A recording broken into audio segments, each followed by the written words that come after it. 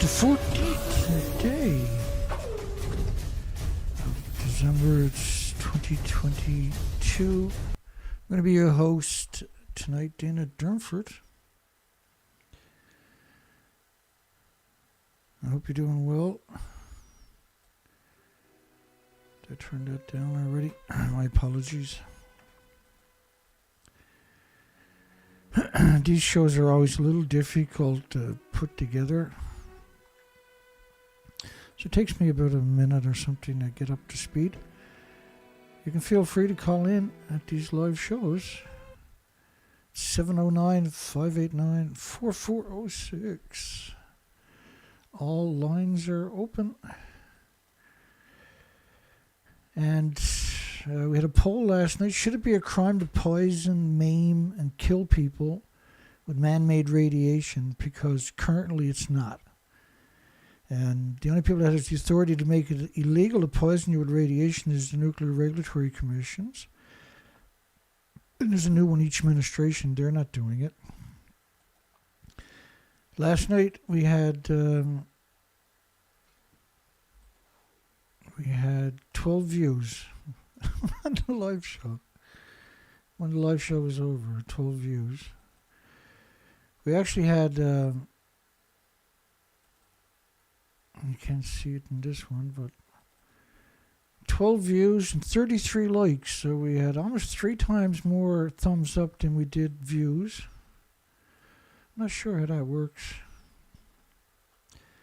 Oh, that's right. It's called censorship. Severe.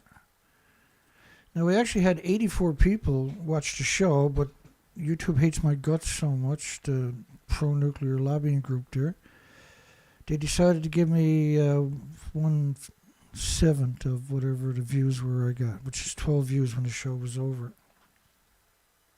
I've only been doing it for a decade straight. Just to remind everybody, because we're talking about nuclear fallout. Hi, everybody. Hope everybody's doing well. There's reactor 1, it detonated, lost a fuel pool in the detonation, which was around 5 or 6 reactor cores. And the reactor core itself went China syndrome deep into the earth. Reactor 2 burnt constantly for several days. Now, each of these buildings is worse than all nuclear meltdowns in history combined, because of the amount of inventories we're talking about. So the fuel pools are at the top of the building. There's 2 fuel pools, they're gone. And the reactor core has gone deep into the earth. Reactor 3 was like a firecracker. It lost around 10 reactor cores in the fuel pools. It could be more, a little bit less. And a reactor core that was mixed oxide fuel, MOX fuel. And this is considered 1 billion times worse than a current reactor. And so there's not a nuclear scientist on the planet that looked at that and said the reactor core and the fuel pools were intact. They're actually at the very top of the building. There's 2 fuel pools, and the reactor core is at the top of this 19-story, 190-foot, 65-meter buildings. So despite the fact that the building didn't exist, they built this contraption, brought it in, and assembled it, and then pretended they got the fuel out of the pool. They done the same thing for reactor 4. And so the cover story is very ingrained to the current culture of people. Most people think that they got the fuel out of the pool. Nothing could be further from the truth. To give you context of how big these buildings are, this is a framing for a Kevlar sarcophagus for reactor 1, which is the exact model of reactor 3 and reactor 4. And in fact, if you took reactor 3, that stump, which is there, and reactor 4 stump, and stacked them on top of each other, they wouldn't be as high as this bottom piece. There's 4 pieces. That bottom piece right there is that part right there. And so, but when you look at it, there's no nuclear scientist or academic, but they kept it hid away from you. They actually are pretending now that that didn't even happen.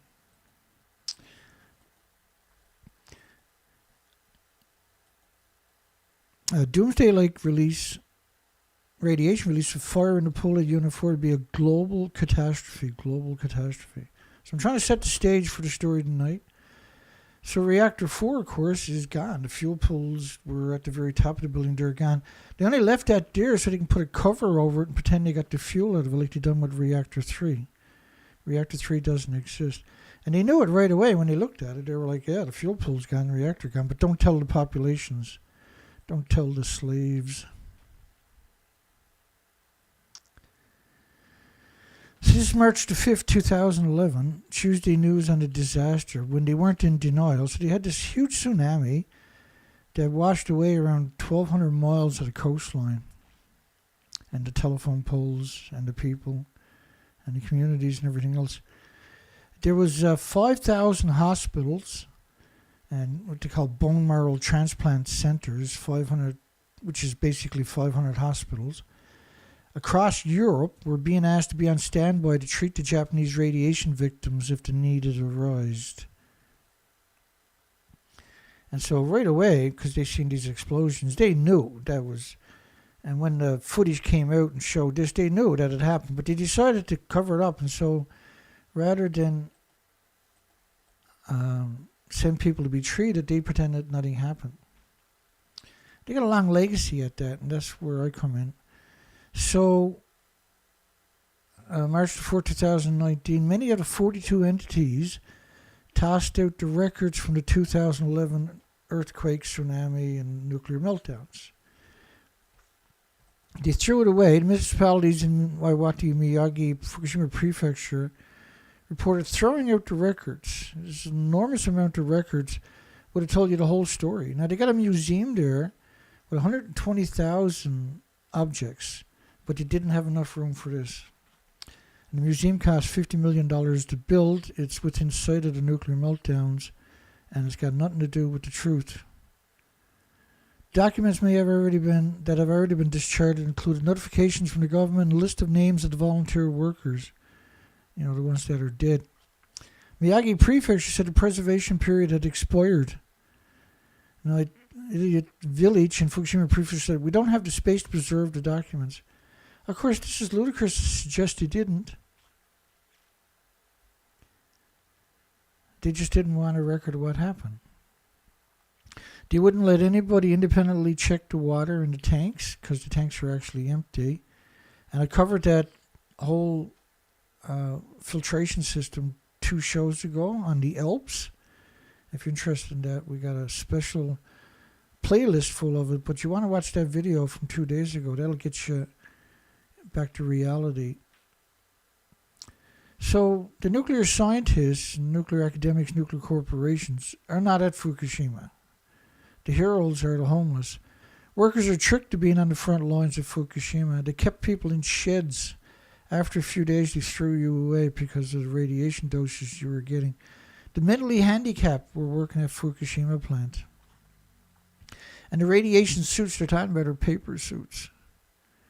The mentally disabled, many men are forced to go to the plant. The homeless are being treated like disposable. The homeless are being sold to companies and put to work on Fukushima radiation. UN officials astounded the homeless are taken to work in Fukushima ready to die. At the end of the month, they're left with no pay. They make $11 a day. And they end up in debt to the employers after the food and housing fees. The whole industry is nothing but cruel. Its entire legacy is just hideously cruel. Unskilled and destitute are the hiring targets for the Fukushima cleanup. The mentally handicapped are given worse. We already covered that one. Official 311 notebook concerned half of Japan to be covered in nuclear waste. 60 and older should be prepared to die at the Fukushima plant. Imagine your power plant breaks down and everybody 60 and older should be prepared to die. What are you doing with this on your planet, I wonder? How can you be that complacent that you allowed this to happen? There's over 300 police officers dead in the no-go zone, which is the average normal person would call it a nuclear wasteland. Japan doctor, Tokyo should no longer be inhabited. That's your time with 36 million people. And you're being appropriate by saying that. Everyone here is a victim of Fukushima. Bleeding under the skin. urinary hemorrhaging. Children's blood tests started changing last year. Time is running out to save the children. Surge in airborne radioactive releases has gone on for years at Fukushima, exceeded 25,000 times normal levels. Extensive areas impacted. X-ray-like images shows how radioactivity is spread throughout the bodies of the wildlife.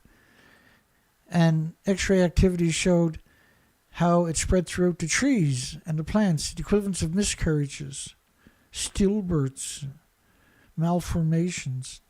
Japan's government agency compares radioactive material to an angry and agitated wife fighting with her husband. Think about that kind of hubris. TEPCO, send us people who don't mind dying. Fukushima radiation still circling the globe. The levels are consistently rising and falling in a 40-day cycle. The ocean currents, of course, so like the airborne is circling the planet. The ocean, its cesium remains dispersed throughout the water column from the surface to the ocean floor. So there's no way for the phytoplankton to survive that, the bases of the food chain, the oxygen chain, the carbon sequestering chains. And that all the whales are showing up emaciated, the big ones, are dependent upon the phytoplankton. The plume covered the planet and all the models in about 30 days. So knowing all of this, you want to keep this in mind for the story tonight. And here's another story you want to think about, how they're trying to blame the die-offs on everything but Fukushima. And they've gone to some serious extremes. Here's one of them. Plastic shower hose pulled from a dead dolphin's stomach. Now, this plastic shower hose, there's no way the dolphin swallowed that. There's zero possibility. Someone stuffed it in there so they can get these photos. But there's zero possibility a dolphin doesn't know that's not food. Second stranded dolphin will be found in the area with a belly full of garbage and mud. So mostly the same players, which is probably the rescue teams they have set up post-Fukushima. Let's step back to 2018. Whales won't stop killing themselves in New Zealand. Whales won't stop killing themselves in New Zealand. So this is post-Fukushima. Now, before Fukushima, there was some mass die-offs of the polar whales. But post-Fukushima, there's more die-offs by orders of magnitudes than pre-Fukushima. In one incident, there was 400 whales in 2017. At the same time, there was another 200 whales, which over 600 whales had washed up on the beaches in just a couple of days. 600. Now, pre that, and I never brought those, I forgot to bring the headlines in tonight. In 2015 and 16, they were describing the whales as emaciated. They stopped doing that because we were covering it back then. More than 600 polar whales washed ashore in New Zealand. So then the argument is that they've always been doing it, which is in one context is a little bit true, but it's not true in the volume that we're seeing post Fukushima. Whales won't stop killing themselves. That tells the story. See, it's not like it's normal, right? It's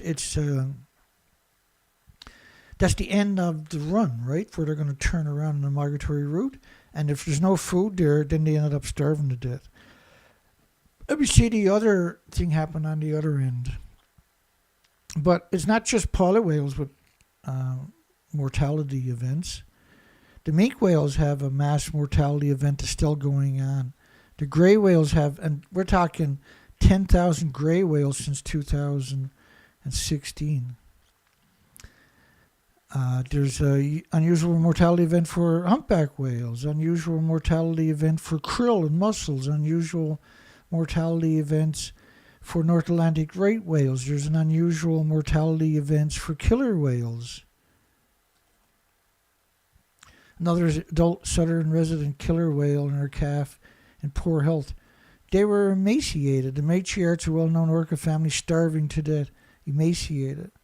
It's the same thing with the birds where they found Alaska seabirds continues for another summer. That was summer 5. And so the common murres was just one of the species, by the way. Emaciated and starved, and there was over 1 million of these. But it was also the Cassini auklets, the storm petrels, the fulmars, shearwaters, the kittiwakes, the puffins, other birds. But the Cassini auklets are microscopic feeders, right? The common murres, and there was over 1 million of them, showed up emaciated. They eat the anchovies, the squids, the sardines, the krills, 7, 8, 9-inch fish, right? So the storm petrels and the Cassini auklets are both microscopic feeders. So you had 2 different spectrums of the food chain showing up emaciated at the same time. That's really significant, right? In British Columbia, we haven't really noticed any salmon up here. They've been noticing that the bears have been getting skinnier and skinnier. And what's the biggest diet for the bears is berries, not salmon. 93% of their diet is grubs, grass, and berries. And so why are all of them showing up emaciated? It's because they have leukemia. Because they bioaccumulated through the berries, right? And because they're eating 200,000 berries a day, it's real stuff what we're talking about. The Columbian this summer, 5 million sockeye salmon expected to return and spawn, but only 600,000 came. And the local grizzly bears. Now, I was up there during that period doing research expeditions. I'll show you in a second. We just got 2 more little short stories. And so the grizzly bears, they eat moose, they eat antelopes, they eat antelopes, they eat elk, they eat deer, they can eat black bear, they can eat all kinds of things, right? But their main diet, of course, is not salmon. So they were trying to pretend that the loss of the salmon, and the reason the salmon were missing is because you destroyed the glaciers post-Fukushima. That much radiation coming into the coastline. It has to lose its payload to get over the Rocky Mountains and the Cascades, right? And it doesn't allow the ice to crystallize anymore. And so that cold water would normally come down through the lakes, the streams, the estuaries, down to the coastline, to the estuaries rather, wasn't there anymore by 2016 or so, because we documented it all those years on research expeditions. That I'm going to show you in a second. And so now you didn't have the cold water coming down, regulating the temperature, and in droughts that would rise up the level of the rivers, and the salmon could still get up and lay their eggs, right? But without that, the rivers overheated. And so even if they can get up the river was too hot for the eggs or them to survive. And we know because we were doing research for 6 years along that coastline. Mysterious mass deaths of Alaska birds baffle scientists. It was 1 million common murres, which dive 600 feet all day long. And it was 1.5 million of the Cassini auklets. But it was also a massive amount of other species. Tens of thousands of dead birds washing up on the beaches of Alaska. The birds, all of the species known as the common murres, appear to have starved to death. And biologists who have examined the birds said they appear emaciated. And we know they're starving because their stomachs are empty, but so is their muscle mass has gone too. 10 sperm whales die after stranding on Yorkshire coastlines. So it's not just pilot whales that were being affected, right? Because they were trying to blow it off. Pilot whales happens all the time. But yeah, it happens all the time post-Fukushima. It happened sometimes pre-Fukushima.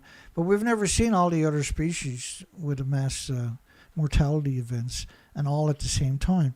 Now, so the airborne radioactive fallout, we're almost to the stories now. And we're going to show you some of the expeditions. So this is a model from Norwegian Institute of Air Research on xenon-133 plumes. It was around 450,000 detection levels when it hit the west coast of the northern hemisphere. Alaska, British Columbia, Canada, all the way down America. to the Maritimes. So the plume covers the whole planet in this model, 468 hours, just 19.5 days. The research expeditions I was doing up here for 6 years was spending 4 to 5 months a year. There's 27,000 islands up there. And so we were boots on the ground the whole time. And this is typical weather for these research expeditions. And so we approached it every direction. What we discovered was the species to your left are exterminated. Normally there's around 7,000 highly visible species, as you can see to your left. Just incredible, just amazing diversity. And this was exterminated post-Fukushima from the radioactive fallout. Thanks to Japan and 70 years of nuclear emissions and dumping. And so they wiped out the species. They're permanently gone. Radioactive material from the reactors is 2 billion times more toxic than industrial poison. So the radioactive fallout is 2 billion times more toxic than industrial poison. And at low tide, all of these species to your left, which was around 7,000 highly visible species, were wiped out. So there would be it's around 70 species of sponges. They come in multiple vibrant colors. There's around 75 species of starfish, and each species come in multiple vibrant colors. There's around 480 species of worms. There's around 700 algae, kelps, and in those kelps there was around 5,500 invertebrates without the backbones, like little shrimps. There was around 78 species of sea anemones.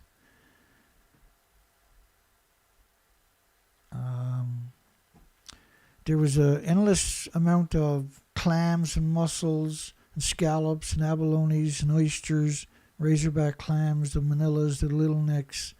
It was just an unbelievable diversity. It was paradise. It really was. It was absolutely amazing. And it was exterminated by perpetual radioactive fallout from Japan. And at low tide, it was impossible to go from low tide to high tide without falling down multiple times, because you had to walk in on all these species. Those particular sea anemones you see right there, the brown ones, come in 3 different colors, and they're prolific. If there's nothing else in the bay, every rock would be covered with them. And so these pictures are the before and after pictures that I took myself on research expeditions.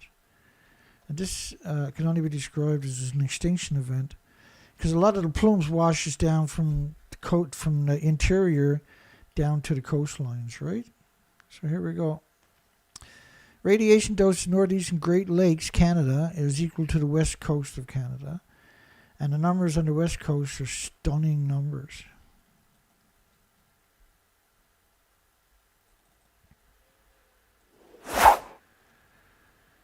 Stunning numbers. And away we go. Here we go. Let's get after it. Animals are shrinking. Now, we've heard a lot of stories like that over the last number of years. We cover this pretty regularly. Researchers say that could be the effects of the boreal forest. But it could be Fukushima, right? Because, Fukushima actually happened. By the way, gas, oil, and coal emissions don't make plumes that covers the planet. At all, ever. Nuclear, just a single site, makes incredible plumes covering the whole planet. But this happened really quick. As organisms become smaller, a new study published in the journal suggests that the body size of many species across the animal kingdom is declining. That's a crazy story, right?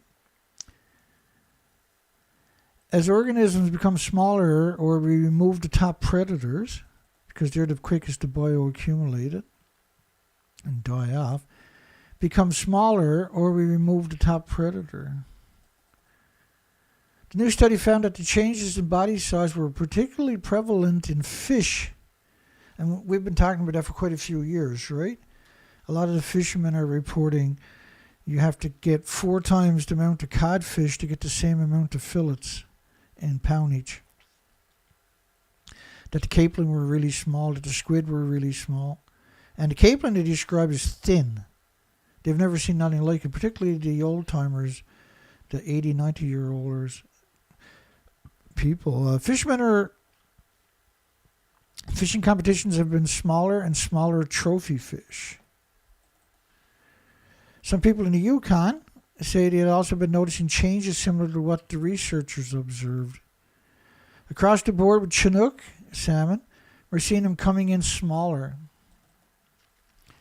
And these changes have happened with the run everywhere. And the really large Chinook are less and less. And the bats are shrinking. We found that smaller bats just don't survive as well. And there's a direct link between climate change effects and the survival of the bats. There's a direct link between climate change effects. Well, that's climate change is 70 plus years of nuclear fallout. Think of a snowstorm. You can't see it. But think of a snowstorm that after 20 to 30 days covers the entire planet. The snow never melts, and it never goes away, and it never stops snowing. Now flip that and say the snowflakes, there's just as many, but they're invisible. And what happens is they pulse energy at each of them, the gammas, the alphas, the neutrons, and betas, which in our context we'll call snow.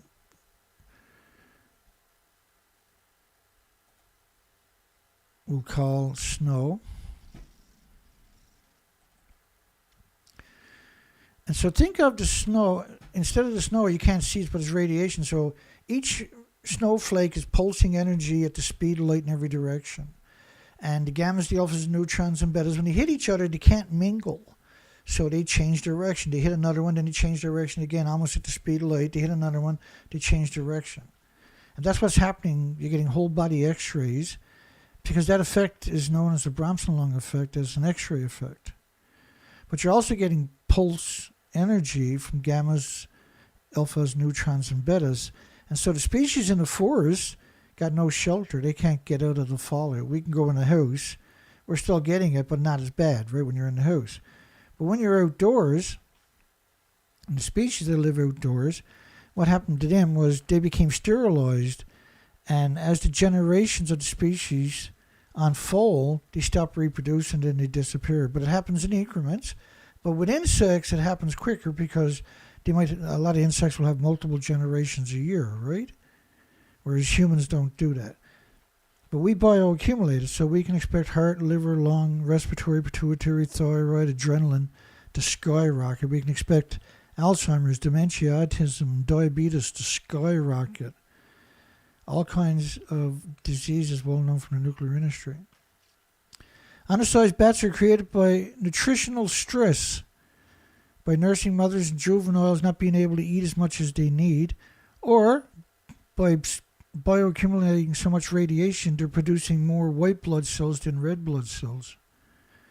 Because every time you get radiation in your body, each one, your body attacks it for the rest of your life with white blood cells. It pulses energy every second in your body, or the bat's body, or the insects, or the animals, or the mammals. It's pulsing energy, and you got thousands or millions of them in your body. They're pulsing energy at the speed, like they're wrecking chromosomes and DNA and cells. And your body has to repair all of that and attack the source because it's a foreign invader. Your body doesn't have an immune trigger to defend against it. The question is, does it really matter that they're getting smaller? And it seems to matter because we found that the smaller bats just don't survive. There's a direct link between climate. Again, the biggest contributor to climate is radioactive fallout.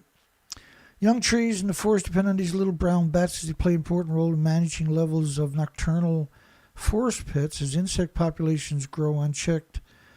The trees aren't growing as strong as healthy as they should be. No, what's going on is the radioactive fallout is killing the bacteria and the fungus, right? And then the tree can't function properly because it needs bacteria and fungus. And we know this from the Chernobyl forest. And many biologists judge how a forest is doing by its bats. Yeah, but times have changed. And anything that's eating a lot of insects got a tendency to, like the spiders, you won't find spiders in these forests anymore because they got wiped out first because they bioaccumulate so much radiation from the other insects. And because their webs pick up the radioactive fallout that sticks to the webs, right? And so when they're going back and forth, they're getting exceptional doses. They live in the web. The only scary thing about bats is the rate of decline.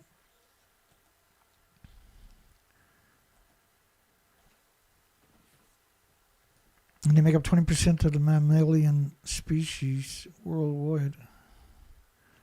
They're amazing creatures, actually. And like all creatures, they play an important role.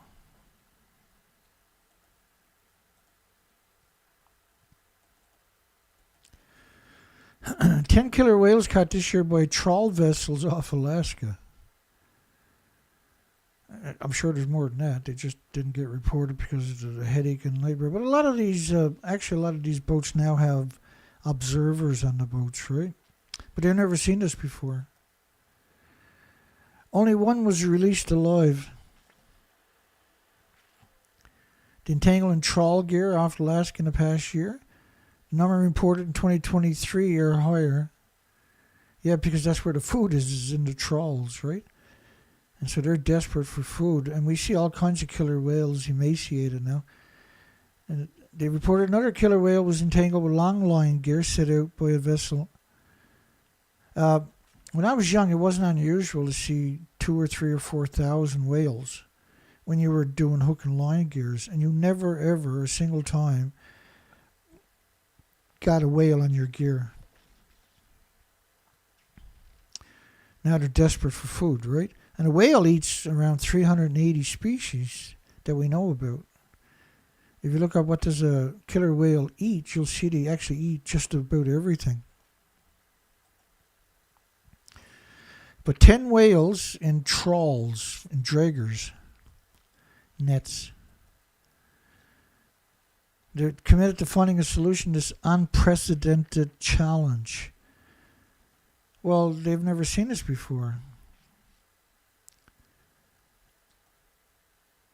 From 2014 to 2027, killer whales died or suffered serious injuries due to encounters with all types of fishing gear.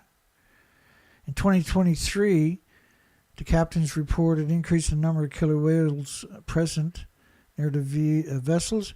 They appear to be feeding in front of the nets while fishing. And the fish eaters feed on a wide variety of species, around 380 types of marine life. Everything from, well, you name it, including halibut. They did not offer information how the whales got caught in the net. So this year we also seen a failure of the puffin colonies.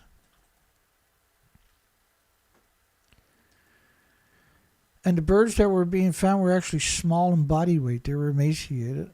And some were less than half the normal size for a puffin of its age.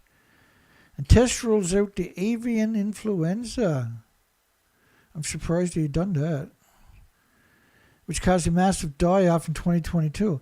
But it didn't, because in 2022, they were trying to blame all die-offs on the avian flu. And if animals died in central Canada, central United States, they were allegedly testing it for influenza, no matter what it was. And a lot of it was like baby raccoons, baby foxes, baby animals, or dead roadkill, right? What caused the massive die-off of the birds in 2022 was starvation. And that was widely recognized here on the East Coast all the way up until April. But then in May, the federal government decided to inject the word influenza. But I got that covered coming up later on. Right in the center of the alleged die-offs, this one community done independent testing, and the birds didn't die of influenza. They died of starvation. Just based, and because there was the murres, the common murres, the thick-billed murres, and the dovekites, which is they eat the microscopic animals, and the other three were eating small animals like small cod, sand lances, anchovies, squid, sardines, and herring and stuff like that.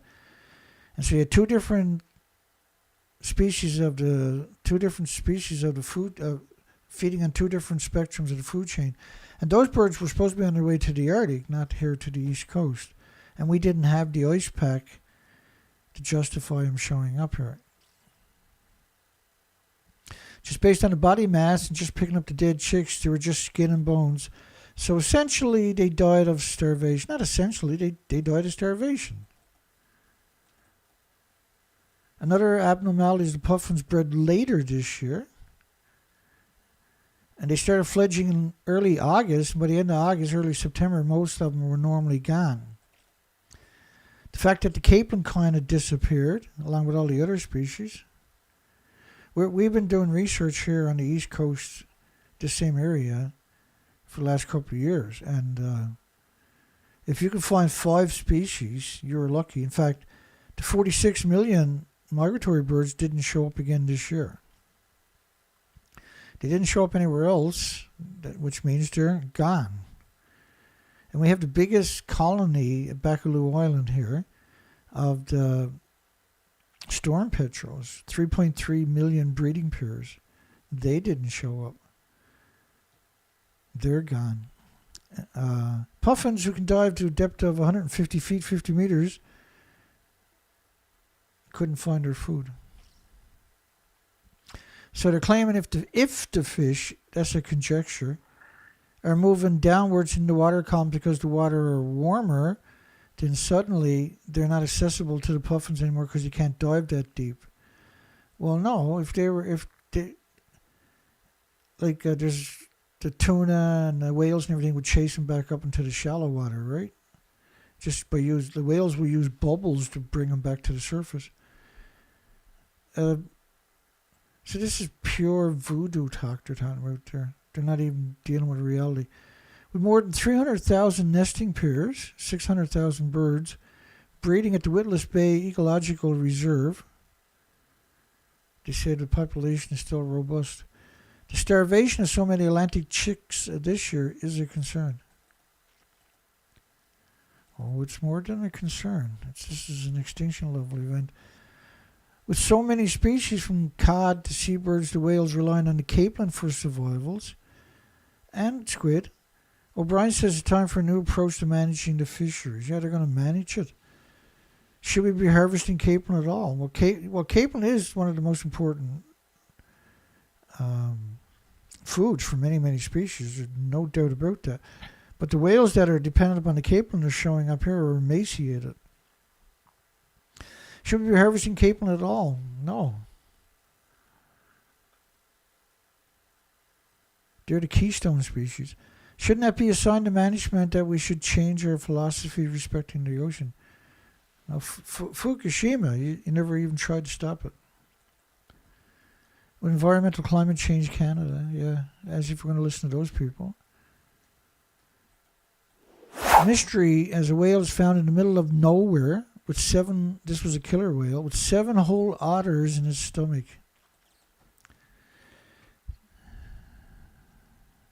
Yeah, the plankton population is gone, Scott. That's right.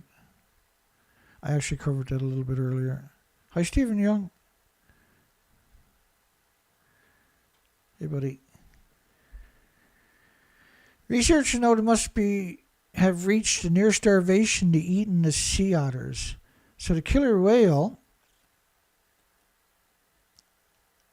was starving. That's why they ate was this a killer whale or not? I can't remember now. I thought it was a killer whale. Yeah, it is a killer whale. Let me go backwards. A doomed killer whale was discovered on the coast of one of the Commander Islands, far, far, far from its usual hunting grounds, leaving scientists baffled. Orcas don't typically eat otters. And this is the Russia Far East in the Bering Seas. Researchers note it must have reached near starvation to eat the otters, and it ate them whole. It's very unusual because orcas don't normally eat the otters. They normally swallow prey. They don't normally swallow prey whole either. They usually tear it apart and only eat the best, most fatty parts on top of that. The whale off the coast of remote islands between Russia and the United States of Alaska remains a mystery why the orcas reached this position. Scientists are performing necropsy on the animals and discovered 7 dead sea otters, which collectively weighed 117 kilograms, approximately the equivalent weight of 10 toddlers. Inside the whale, it also found 256 beak parts, which I'm assuming is squid. Whales, they can eat whatever they want, right? They're the apex predator. The mystery beyond the discovery of a killer whale far from its habitat, with 7 whole otters in his stomach, has thickened.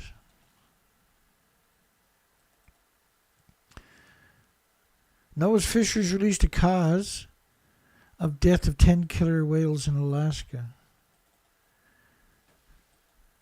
Given the high-level incidental catches of killer whales in 2023, 6 of the whales were killed by fishing gear, which we never seen any other year before, while 2 were dead prior to being caught. So they caught 2 dead ones in the bottom of the ocean. How many died that they didn't find and catch? A 9th whale was seriously injured but released alive.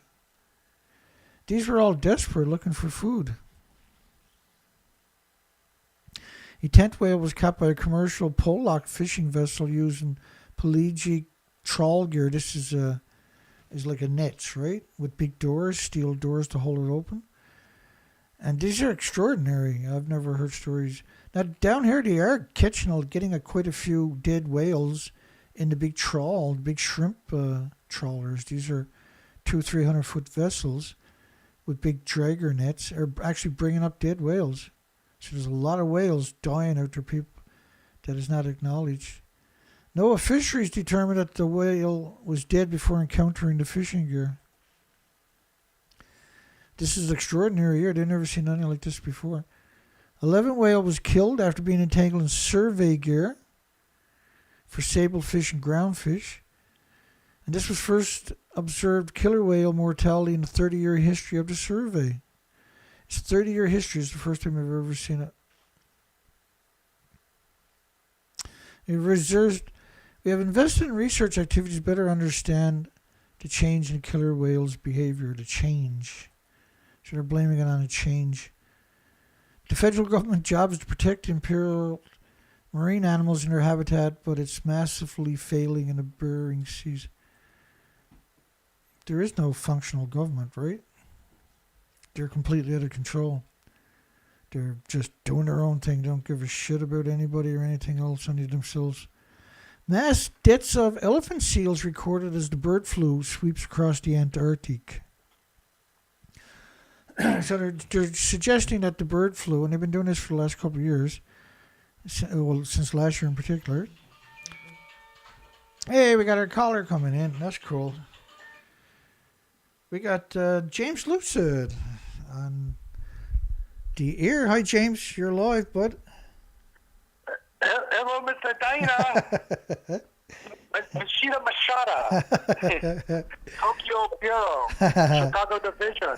That's too good, man. Know, go ahead. I'm sorry. I'm just calling because I got my hoodie I ordered to save the insects. It's nice. a zipper hoodie. Right, nice one. How is it? Yeah, it's really it's great. It's really warm. It's the back is. The graphic came out great, just like the Calm Down Charlie shirt. the thing with the Calm Down Charlie shirt, like I'm really confused. Like I made a joke in the chat like the other night. I'm like, yeah, you could buy every color of the Calm Down Charlie shirt and do an art show. That's hilarious. But I was kidding, right? I'm not the reason why hundreds of those are sold. So I'm just like. I'm just thinking about that. I know there's thousands of people out there that follow you. They're not all. There's gotta be, They eh? don't show up. But they know who you are, and I bet they think that this is going to be the best investment. And It probably is, what actually. I mean? Like, yeah. they'll be able to sell one of those shirts for like $1 million in some New York City, auction house. Like, all right, this is number 5 of the Down Charlie shirt. Yeah, there's 223 of them out there now. So awesome, eh? I love it. It is, but it's a great hoodie. It's warm. It's really warm, and it doesn't have anything like makes you feel like a stupid hipster with stripes or anything like that. It's plain to the point hoodie, Dana hoodie, right? So this is great. I just hope this company that's making all this money off you is getting a hint, though. Yeah, no kidding. It's great that that they're not censoring you. Like, we can't sell this. This goes against the grain. And that's the other thing I was going to call about, because just to be short, I ran across a story today about in Yahoo News about how we need more nuclear and all this stuff. It's written by this dumbass jackass, and it's going on and on and on about how we need more nuclear energy. It's the only way. Da da da da da. That whole song and dance. So I was just reading the comments. And I realized the comments are what makes the whole point if you even look at the whole damn story, right? So you look at these comments, and 80% of them, I would say, are like just dumbass people that just say, well, what do I know? Yeah, maybe nuclear is the best option. And it's just like full of these like commentary kind of things that people, you can tell, that have no idea. Like, I was like that. Yeah. Before I ran into you, like, I really thought, like, oh, yeah, nuclear is probably a good idea. And then it's like, oh, shit. Now, what Dana's saying makes so much sense. And I look into it myself, like you encourage everyone to do, and it all lines up. It's crazy. And you're like, oh, my God, And I just got this thought, like, there are a few comments out there that do kind of like, they're like this like reasons in the wind, where they're saying like, well, nuclear energy takes a lot of water, and water is important. Yeah. Oh. So there's people that are connecting the dots. I see it too, James, when I'm doing stories each day, and there's comments, and it always makes me feel a bit better when I see other people saying, hey, Fukushima actually happened, folks. Right, because most people, I think most people are aware of Fukushima in some way or another.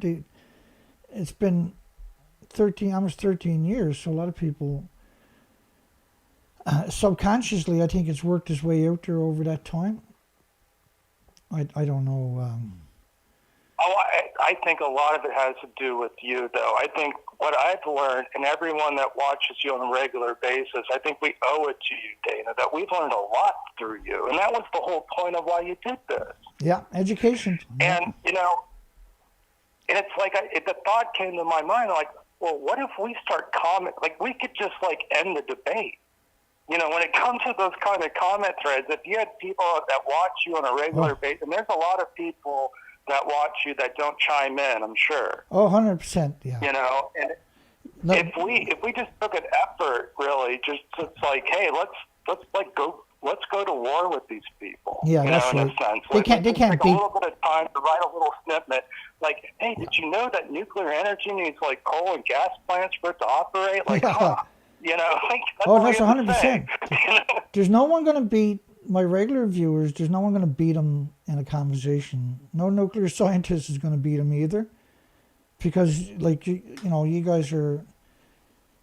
It's ingrained into you now, the truth, right? And you can't be manipulated anymore. You can't be tricked. You can't be deceived. You can't be coerced, and you're not going to be, right, under any circumstances. The truth.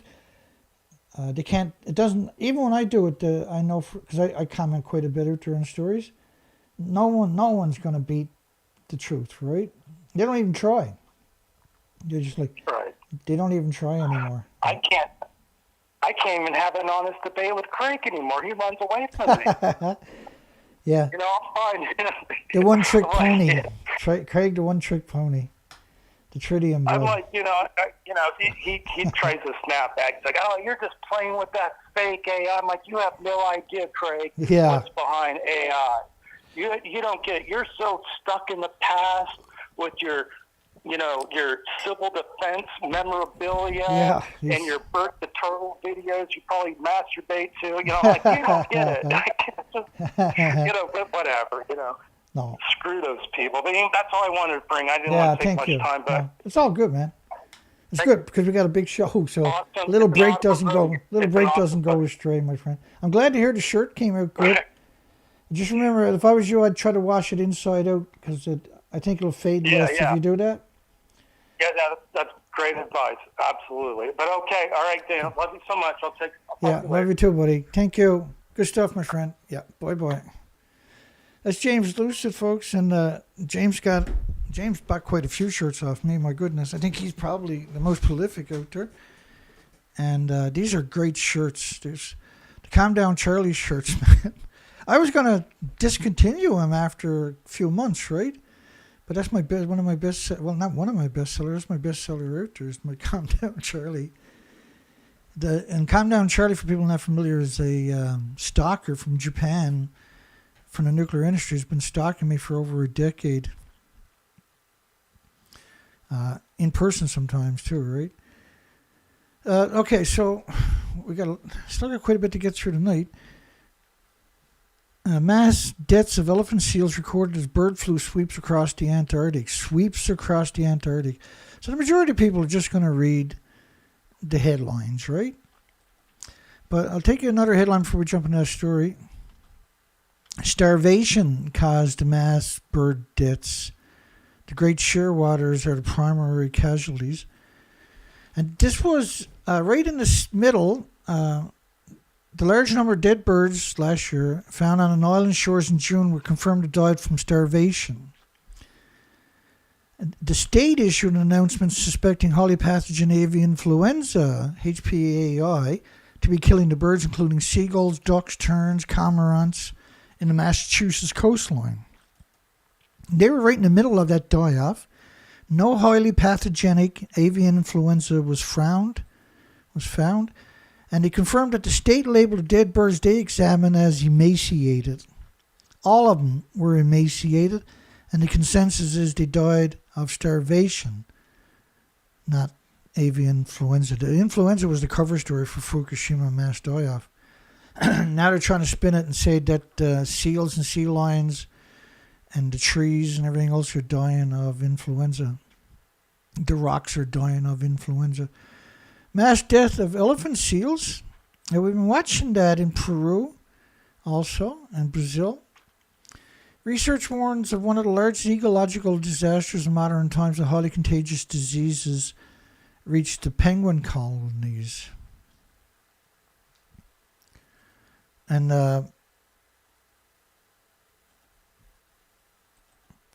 hundreds of elephant seals found dead. Observers have reported mass deaths of elephant seals as well as increased deaths of fur seals, kelp gulls, and brown skulks at several other sites. Cases have been confirmed 900 miles west of South Georgia among the southern fulmars in the Falkland Islands. It's starvation, folks. The food chain has been broken.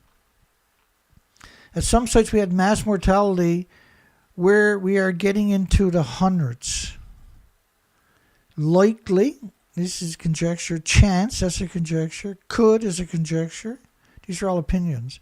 A likely chance, it could be, maybe, almost, who knows for sure, avian influenza. So it's really, really, really dishonest to suggest that is something that they haven't proved yet, right? And this is what they've been doing, particularly for the last 2 years. While a number of seabird cases were confirmed, many, including the elephant seals, are still classified as suspected, pending lab results. So they're not even sure. They don't have any actual proof. Despite the salacious headline, they don't actually have the proof. It's still classified as suspected. And this is what we see over and over and over. Cause originally they were suspecting domoic acid. Then they were suspecting distemperament for the species. There was all kinds of it. And ultimately, it comes back to starvation and emaciation. If the virus doesn't start to cause mass mortality events across the penguin colonies, it could signal one of the, if it does, it could signal one of the largest ecological disasters of modern times. The virus has killed an estimated 20,000 sea lions in Chile and Peru. And I'm going to challenge that story in about 4 more clicks. 20,000 sea lions. The virus, emperor penguins, chinstrap penguins have been taking significant declines. So if we get large outbreaks in those species, it could cause further pressures on the colonies. Bird flu killed over 900 seals, sea lions in southern Brazil. So this was this year, December 11th. So let's step back earlier this year to March the 6th. The explosion of sea lion deaths in Peru amid a deadly bird flu outbreak. At least 3,500 sea lions were found dead due to the virus, according to the agency. Due to the virus, right? But these sea lions that they're showing us are emaciated. And this takes quite a few months to become that emaciated. That's not a bird flu. Bird flu can kill them allegedly within 4 or 5 days. Emaciation takes forever. And due to the virus and other pictures, these are emaciated. These are emaciated. This is not bird flu. This is starvation.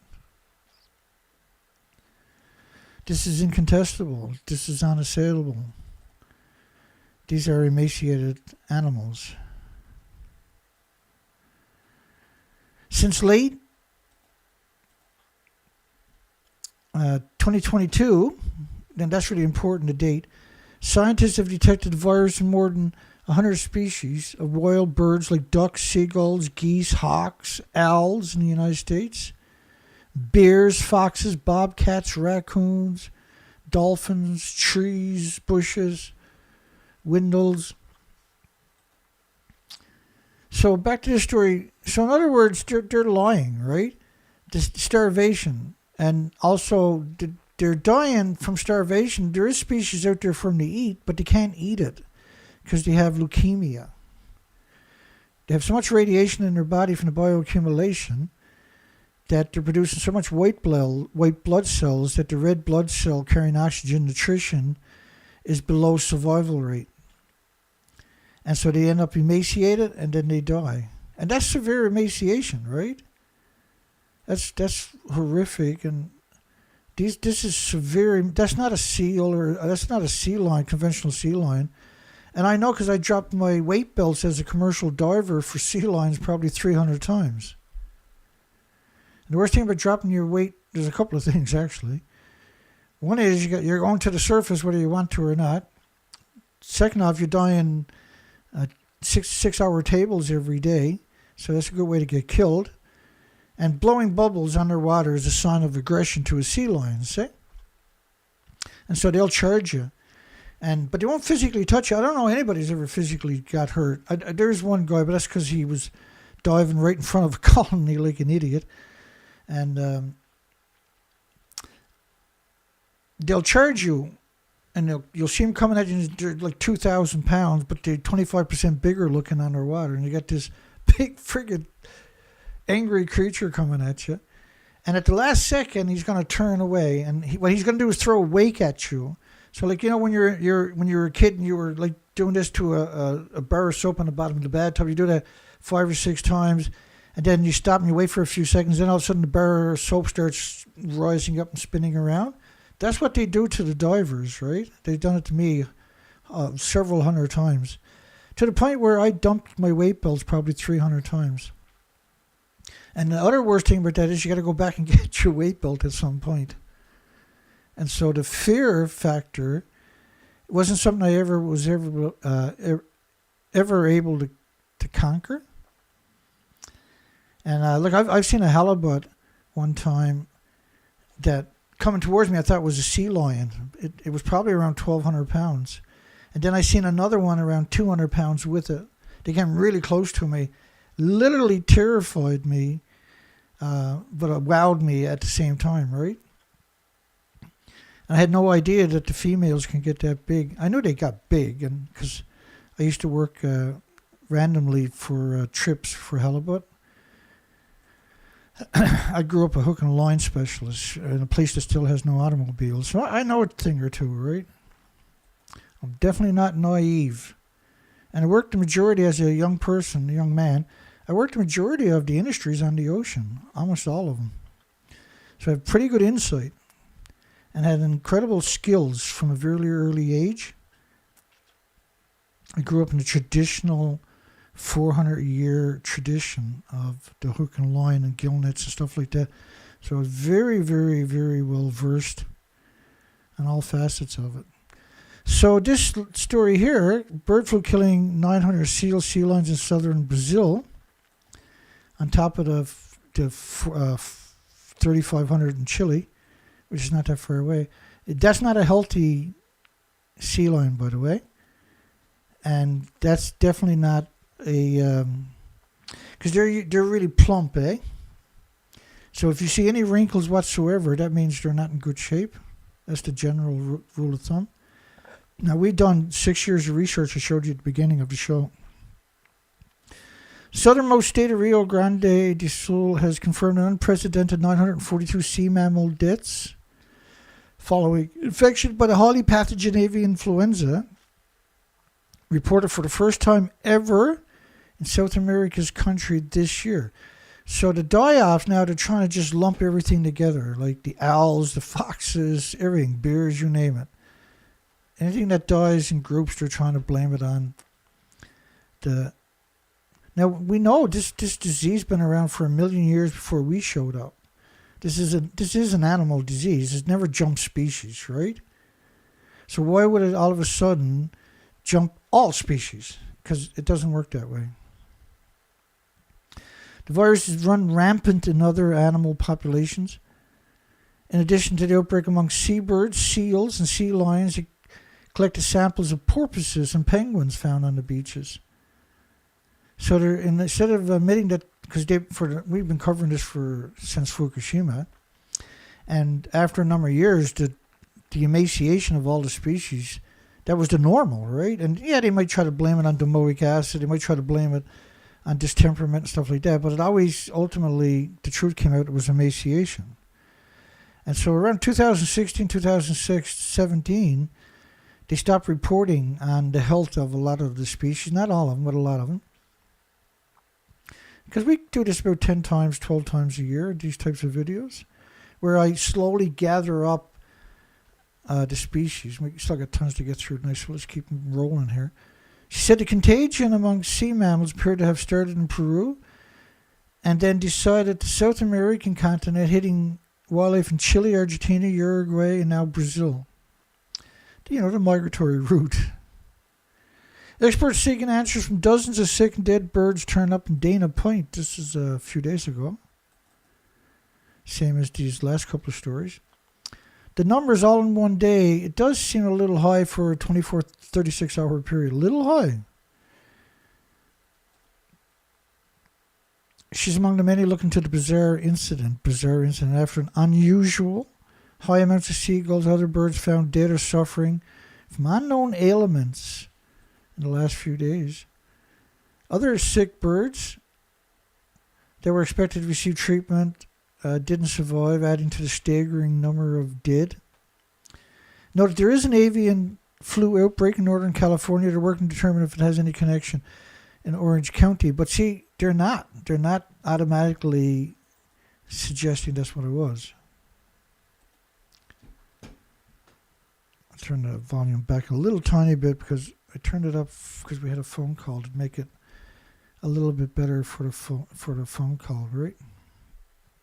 You have to adjust your volumes out there because I know you would have adjusted it. Disease risk as dead dolphin washes up on Fistral Beach. Only a month ago, a fin whale washed up on the same beach. And what they do is they put tags on the animals in case it washes out to sea and washes back up. Bird flu killed thousands of common cranes in Hungary. That was yesterday's story. December 12th. Thousands of common cranes.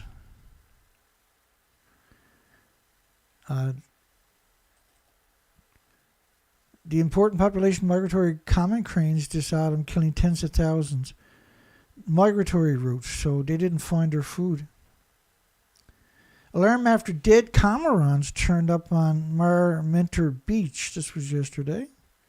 The cormorants dive deep all day long, and they're here now on the East Coast. We've never seen them before. They've been here for the last couple of years. Several cormorants discovered dead on the shores. And it's not only Playa Chica either. Other claims to have spotted half a dozen more cormorant bodies further along the coastlines. It's not the first time the dead animals were found on the beaches. A few years ago in summer, hundreds of fish and birds washed up in the same place, having suffocated because there wasn't enough oxygen in the water due to contaminants from agricultural industrial contaminants. No, but we've heard that narrative before too. Like an open ocean will flush that out right away. It won't, and we seen that here last year with a die-off of salmon and a big fjord that was open ocean to the North Atlantic. So there's no way that you can, in areas like this, that you can have a hypoxia event.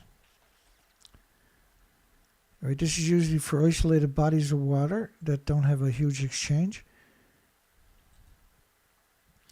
Kelping is a global phenomenon sweeping the world of humpback whales. There's a unusual mortality event for humpback whales, right? Could also help maintain their skin health by removing parasites and bacteria. The last few years of doing the British Columbia, Alaska research expeditions, I was really shocked to see humpback whales just literally in the most shallow water imaginable I've never seen before. And they were feeding on, I can't remember the name of them, I'm just going to butcher the name. They're little small fish. And they were there, and the whale was trying to get them. And they were there the whole day. I had the underwater camera, the underwater drone. There really wasn't a lot there for them to feed upon. And it caught me off guard. That was up at Cape Scott, the top of Vancouver Island. I'm talking about in particular. I've seen it in other places, but I was there for several days, and it was really, we documented it, right? Kelping first observed in 2007, but only isolated events. It turns out the humpbacks across the world enjoy the leafy cures of seaweed on their skin, both as a form of play and a potentially smoothing body scrub. This is conjecture again. And the study was Australian. For the new study, researchers examined 95 social media posts, not of mine, of course. The kelping, like the kelp beds, they get not caught up, but they tear up a lot of kelp beds because that's where they're feeding to get the little small fish. They're only doing that because their regular prey is not available, right? And that's why you've seen the kelping. It's because they're going into territory they normally don't hang out in. Because they're filter feeders.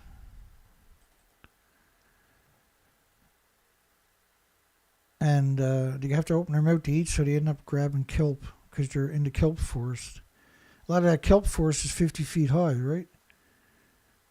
Earlier this year, for the first time, researchers filmed the humpback whales treating themselves to a full body scrub on the seafloor. For the first time. That's interesting, isn't it? Climate change could ruin the whales' fun by shifting the distribution of seaweed, especially kelp. And this is what we discovered in 2016, 17, and 18, was the kelp was dying in multiple places on the kelp.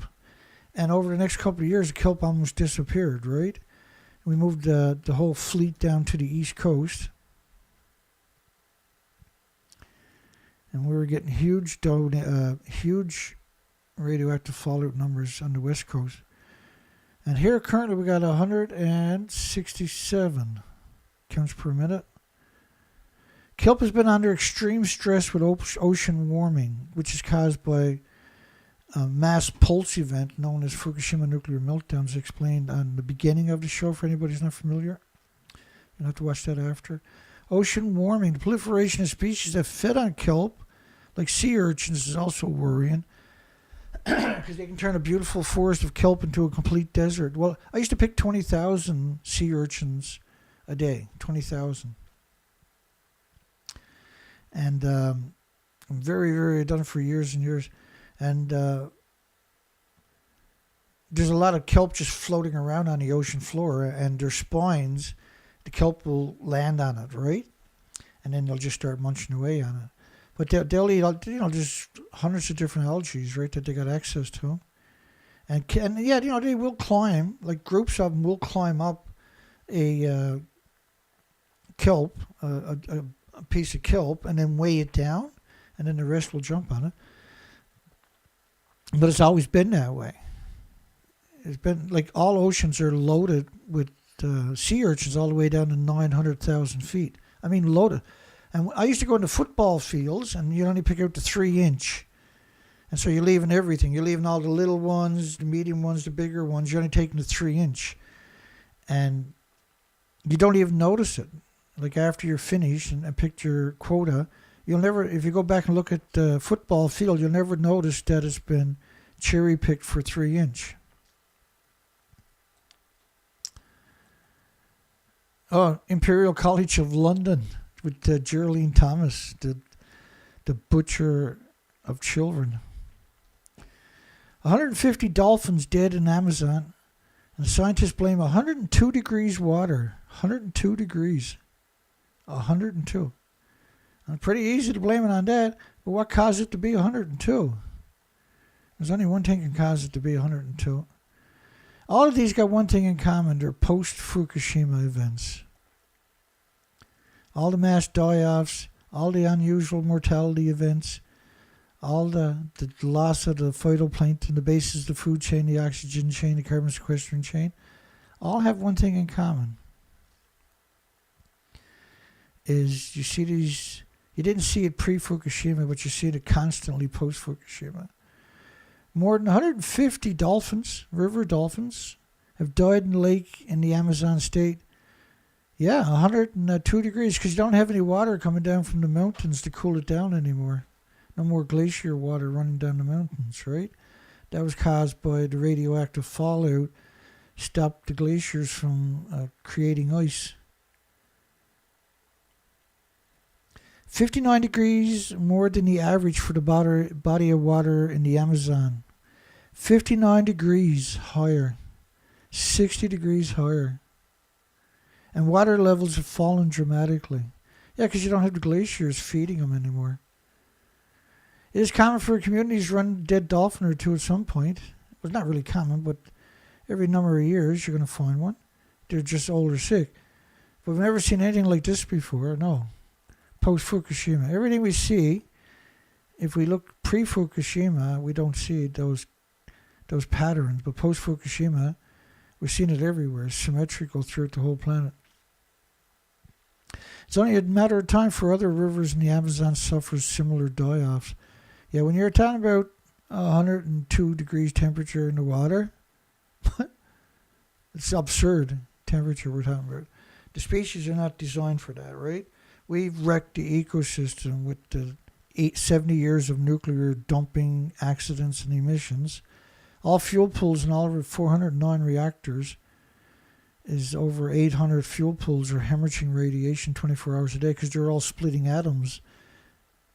But Fukushima was a pulse event, right?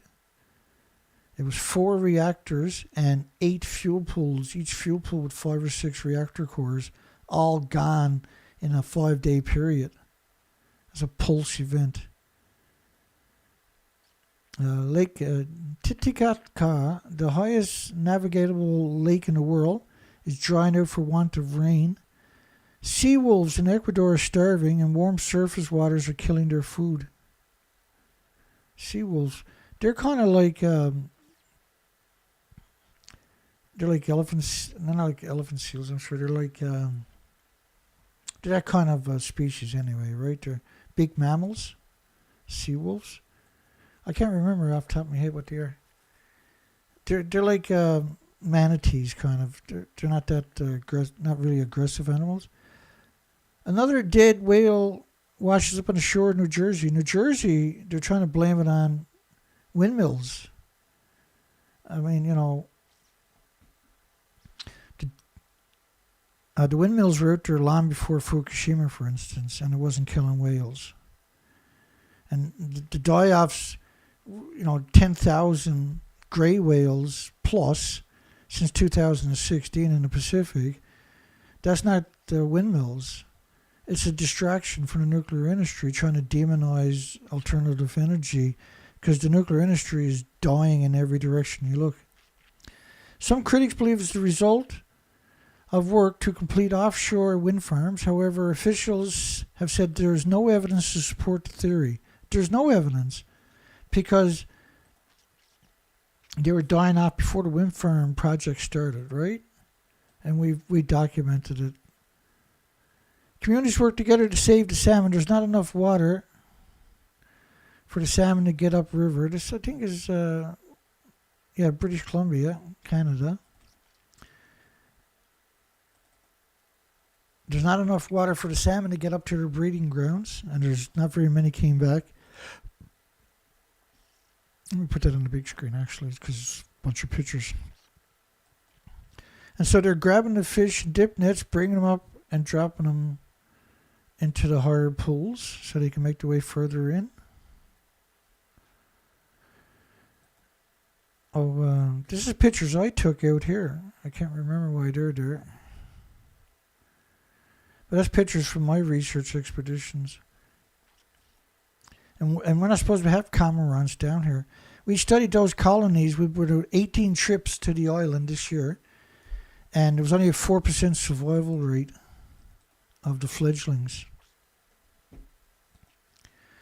Bad space weather seems to send migrating birds off course. I've heard this narrative before, and I don't believe in it. Bad space weather are sending migrating birds off course. Well, there's 46 million migratory birds didn't show up here this year. We get the biggest migratory. We're right on the edge of the continent. We're 11 miles from the last piece of land on the continent, on the east coast of Canada. And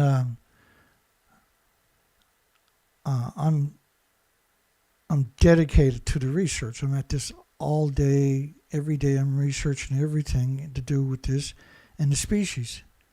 And during the summer, I'm out there as often as I could be. And if I wasn't out there, I was on the bike cruising the coastlines looking for species.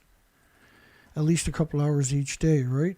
And the bike I use for looking for insects too, right? A study focusing on a nighttime migration, including warblers, thrusters, and sparrows. Well, last year, there was 195 species of insect-eating birds died at the same time in their migratory route of starvation. 195 species, and it was millions of them. And these were the insect eaters. Most of the birds we've seen this year and last year were seed eaters. And when I was out in the forest multiple times this year, we didn't hear the birds singing. In 2019, at least you heard the birds singing. But this year you don't hear them or see them, or last year either, right? Now this year I've had this real tough year for me health-wise. Heart attacks and serious bleeding inside. I was supposed to get a kidney out and then had to go and get surgery and for other things to stop bleeding. I'm getting back into the game though. It's really difficult. I don't like taking time off. It's very difficult for me to take time off. Those magical northern lights could be, this is a conjecture, this is an opinion, could be impacting bird migration. Right, they're trying to blame it on anything. And they own the media. Right whale speed limits, NOAA imposing a $1.1 million fines for busting 10-knot speeds since 2021. A $1 million fine. That's for the big ships, right? Avian flu causes another challenging summer for seabirds. It caused another challenging summer for the media to whip up propaganda. Scotland seabirds, like last year, Scotland and the Canadian, by the way, and American seabirds all died on the same day. Quite the coincidence of avian influenza, right? That was quite the coincidence, you got to admit, because we covered it when it was happening. Scotland seabirds faced another challenging summer as a result of the avian flu, with Cassini auklets, gulls, murres, and common turs most affected. Between the 3rd of April and the 1st of October, Nature Scott received reports of 9,600 dead or sick wild birds from sites across Scotland. The majority of reports come from locations on the east coast. And the species with the highest number of reported mortalities were the guillemots, 3,500, the kittiwakes, 3,370, followed by the black-headed gulls at 800, the herring gulls at almost 400, razor bills at almost 400, common turds. There was over 1 million died here last year in the spring.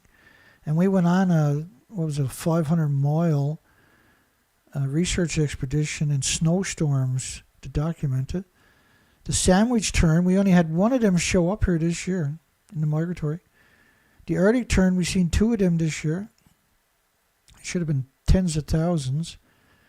We're the nesting area. I'm in the nesting area for 46 million migratory birds, and they didn't show up. And nobody's reporting on it, only me. The remaining mortality sightings included 26 other species. 26 other species. The guillemots eat a wide variety of fish, crustaceans, marine worms, and squid. They mainly eat fish like sprat, but also eat crustaceans, worms, mollusks. And there's nothing in the tidal zone here whatsoever, by the way, or over there. It's totally stripped out from Fukushima. And insects.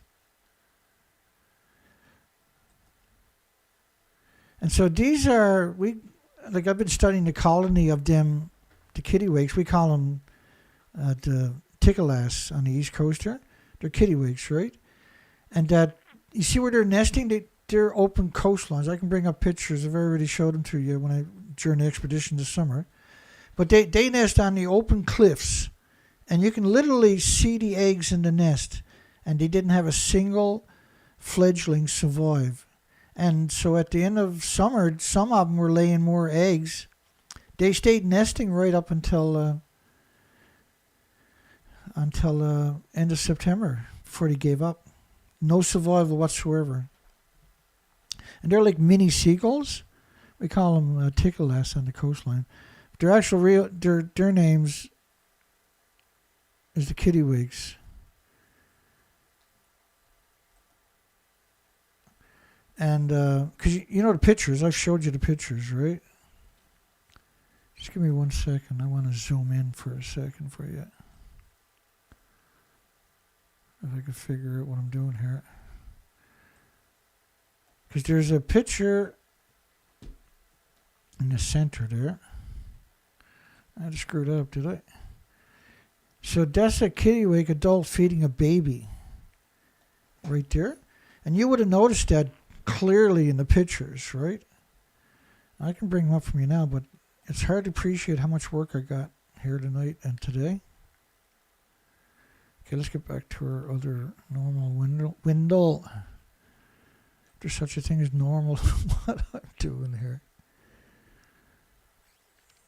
The remaining mortality sightings included 26 other species. Another area of concern is the second spike in mortality in guillemots and razorbills over the past month, with carcasses washing up along the east coast beaches, more recently on the north coast and northern islands. However, these deaths look to be due to other causes, with no guillemots and razorbills testing positive for avian influenza since early August. Now, they died of starvation, right? Indicated possible starvation.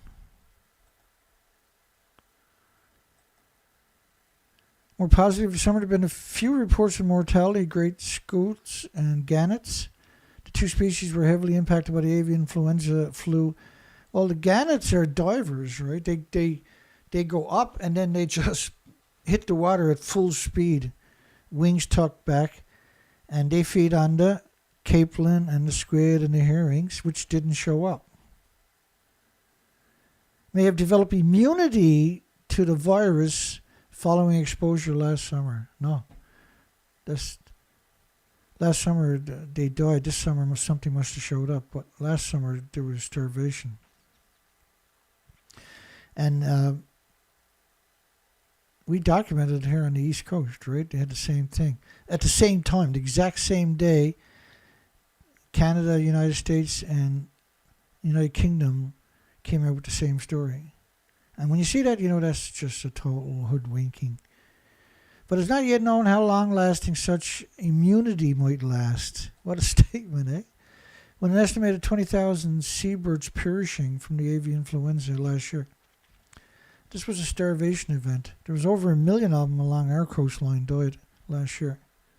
Of the murres, the common murres, the thick-billed murres, turs, and the dovekites. Avian flu outbreaks in the wild birds in the UK began in 2021. Estimated 13,200. The barnacle geese this winter in Solway died of avian flu. Around 1/3 of the migrating population then shifted to barnacle geese, where there's 1,200 dead, and local population counts suggesting actual losses of at least 5,000 birds.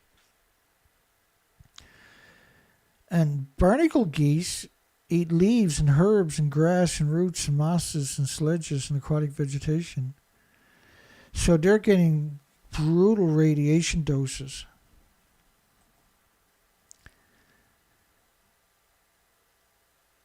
735 Arctic terns. Population lost. A minimum of 871 kittiwakes were confirmed dead. And we're seeing here no survival of the babies whatsoever. Coffee prices could rise due to loss of insects. Pollinators. And so they're bringing back radioactive pollen to the nest, and this is why they're disappearing. Loss of essential pollinator insects. Because plants suck up the radiation, right? And it becomes radioactive pollen. And like Tokyo radioactive pollen is just frightening each year. Various plant crops like coffee, coca, watermelon, mangoes are under threat because of declining pollinator diversity. Yeah, the cannibalizing gulls.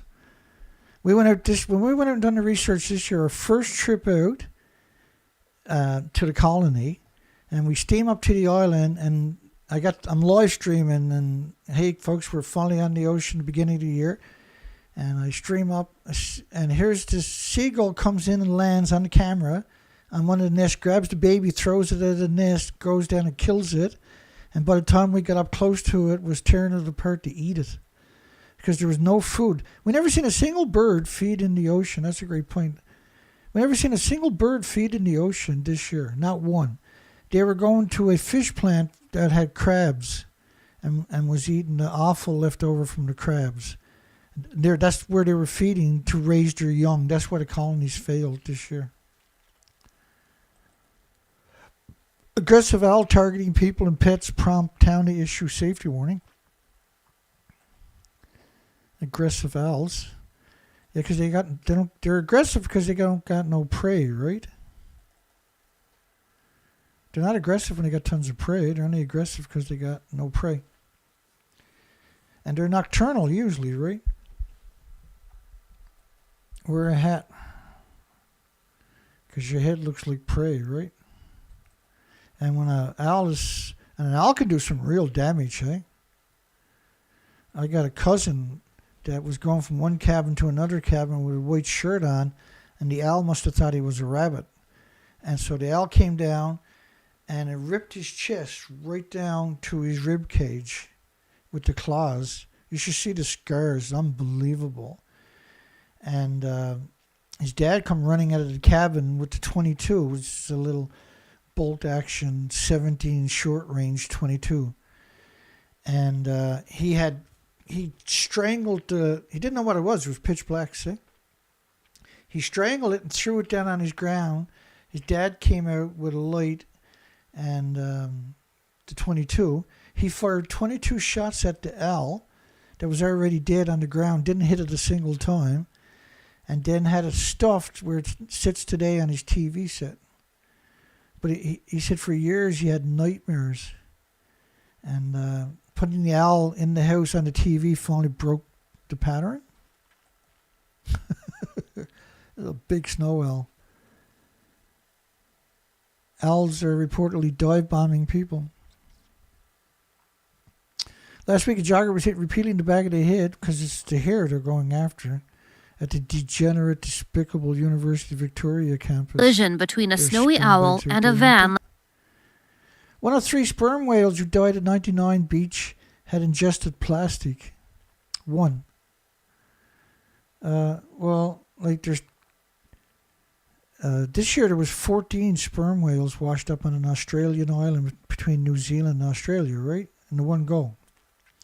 And there's been the groups of 10 and more washing up in Ireland and Scotland.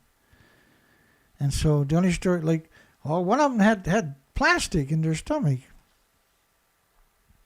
First off, we've heard this a lot. There's nothing left to eat. They might actually eat some plastic. But the consensus for the 99% of the dead whales are they're emaciated and it's not from plastic. And this is the industry constantly. There's a lot of plastic out there, by all means. I'm not suggesting there's not. I am saying they're starving from the food chain being broken by a pulse event from Japan. 3 sperm whales that died. The whales were first spotted around midday on Thursday, but one juvenile was dead before the Department of Conservation worked. The other, you're not going to move a sperm whale off a beach anyway. Like 50 tons or something, is it? The other 2 whales, which were more than 10 meters in length, later died. No, they died from starvation. They didn't run up on the beach. And 3 of them ran up on the beach is because they were starving. So one of them, they said, had a large amount of plastic, but what happened to the other 2? Why did the other 2 die? Why did the 14 die in Australia early in the year? Why did groups of 10 of them show up in different places in Europe and die? In fact, in one run, there was around 36 sperm whales washed up along Europe's coastline in just like a 2-week period. 6 people badly mauled by bears in Japan. A record 53 attacks this spring and summer. And scorching heat makes food scarce. No, the bears mostly eat grubs and berries. And because they're eating so much berries, you got radiation poisoning. And so they're gone mad with radiation poisoning. 6 people were badly mauled by bears in 3 separate attacks. And the authorities, which sold out the population of Japan, as a result, many brown bears are still emaciated. Many brown bears are still emaciated. But the biggest part of their diet is grubs and berries and grass and stuff like that. Sick and dead sea lions pose a risk to dogs that may be suffering from leprosy. To put into perspective, the center admitted a record 300 plus sea lion patients, a record, due to suspected lipotropesies in 2018. Last year, the number of live sea lions admitted to our hospitals was always suspected, but no confirmation, right? North of 100 sea lions. So, they're suspected this, suspected that. I suspect the food chain is broken from Fukushima. And that sea lion is clearly emaciated. That is as clear as it looks. Sea lions are not supposed to have any wrinkles whatsoever, right? Let me figure this out here. Yeah. So that's emaciation. Look, pure and simple. It takes a long time of no food to be that emaciated. Let me zoom right in, actually. That's as much as I can zoom in. It's pretty darn good, you ask me. But that's clearly, and it's lost its fur too. That's clearly radiation sickness, and it's clearly emaciation from it. That is crystal clear. Babula.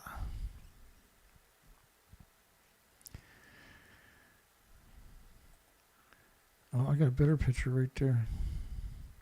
Yeah, that's, and it's lost most of its fur. Look at that. And we seen similar pictures of that when I was back and forth to Alaska for 4 to 5 months at a time each year, right? 2 dwarf sperm, we used to get right up to seals. They wouldn't even jump off the rocks. Right to them, you can physically touch them. And the pictures had to have no fur on them whatsoever. It's like they're burnt, eh? 2 dwarf, and normally you can never, it's so hard to get a picture of a seal, right? Up close is impossible. We were getting right up to them. And we were spooked us. We just gave up. 2 dwarf sperm whales die on the northeast Taiwan beaches. Younger whale had multiple cookie cutter shark bites on the bodies. Yeah, that was an interesting story I put in there. Because it does happen. This is known to happen, these cookie cutter sharks. And what they do is they take a nice symmetrical chunk out of the animals. We're too young to feed properly. There's so many of these young whales dying, you got to put it in the category of a possibility. And if they're vulnerable, then other species will try to feed off them, right? Its young age, undeveloped teeth, was unable to eat normally and was severely dehydrated. So where was his mother? It shouldn't have been severely dehydrated. His mother should have been with it, right? For a very long time, for many generations, really. Crabs everywhere off Canada's Pacific coast. Indigenous haida fights a host of invasive species. A host of invasive species. Crabs everywhere off the Pacific coast. Indigenous haida fights the host of invasive species. And this is the age of extinction. At the top of the page, see that? Age of extinction. Which reminds me, we got a poll there tonight. A very important poll at that. Is Fukushima nuclear fallout from 4 melter reactors and 8 fuel pools the catalyst behind the extinction level event that we have been documenting for over a decade? And the answer is absolutely, positively. Unique wildlife. Now, I went up and done Haida, which is formerly known as the Queen Charlotte Islands, for quite a few years after Fukushima. And it was totally stomped out. It was a total extinction event. And the pictures I showed you earlier were from Haida, the before and after pictures, and deer. So they're under attack by crabs, rats, and deer. They're not under attack by deer. The deer has been there for 60, 70 years. And the ecosystem for deer is fine because they're vegetation, right? It was Matt Peck's first season of work. His first season. And he's smarter than everybody else. A fieldwork in archipelago of Haida, where he found himself on a rocky island. I went and done the whole coastline, some years twice. Overflowing with oyster catchers, 1,000 orange-billed seabirds thrilling and squawking in a riot of life. As the researchers counted eggs on the islets off Canada's west coast, they discovered an odd nest of twigs and grass in the rocks. The team launched into a debate over which species of bird it could be. They got so excited, what could it be? After a couple of minutes, realized the nest was, and it just hit so hard, my heart dropped. The nest belonged to rats. I've, 30 years ago, I've seen rats up there, for God's sakes. They were prey for eagles and hawks and that. Singling the rival of species that had overrun nearby islands in the recent decades and killed the millions of birds. So they're trying to say the millions of birds that didn't go back was because of rats. Dirty, dirty, disgusting little bugger, eh? What a dirty little creature that person is. These islands are such a beautiful, inspiring place. And some of them are so special because they supposed to the last place in Hawaii free of the invasive species. Now, Hawaii is the most westerly on the coastline, so it's the first to get hit with radioactive fallout and radioactive water. Relentless attack by waves of invasive species. And everybody knows I went up and done that coastline. And what he's telling people is simply not true. It was wiped out when I was up there. 2014, 2015, 16, 17, 18. It was wiped out by Fukushima. Because I dove that coastline too, right, as a commercial diver long before that. I'm very familiar with the coastline. The rich genetic diversity is also increasingly being exposed to new predators against which its millions of endemic birds, eelgrass, and berries and trees have no defenses. So he's saying these few species wiped out everything there.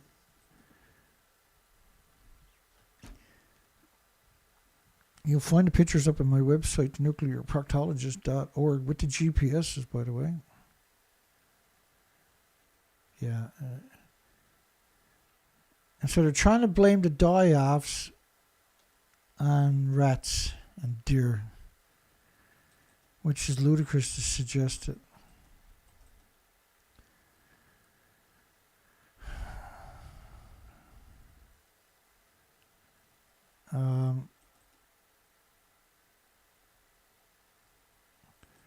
And so they're, you know, if you don't have a species to support the nesting birds, guess what happens? They disappear. More than 2 million fungi species yet to be discovered. Fukushima, and they suck up radiation like crazy. I stay away from mushrooms like literally like they're the plague. They're so dangerous. If you want leukemia next weekend, start eating mushrooms. Report on the state of flora and fungi says newly discovered plants should be listed as threatened by default. Yeah, from the nuclear industry, 80 years of perpetual emissions, right?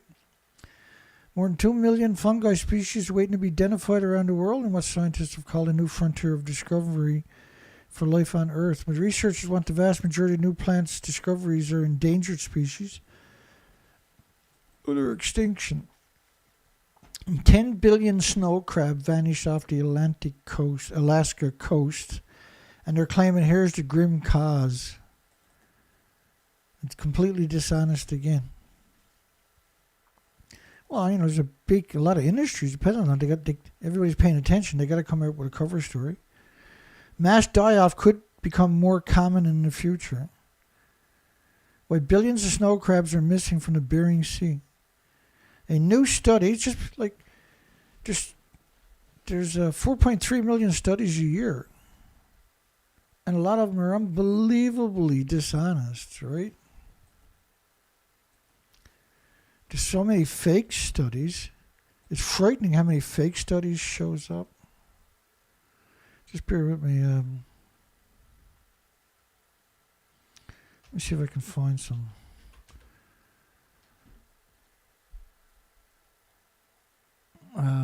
Puffins starving to death, whale deaths by boat. 1,200 whales died by boat since 2007, by the way.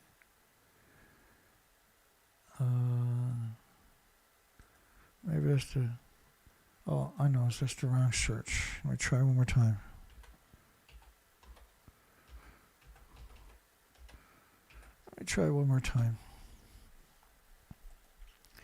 Might get lucky this time. Come on. Oh. There we go. We might get lucky.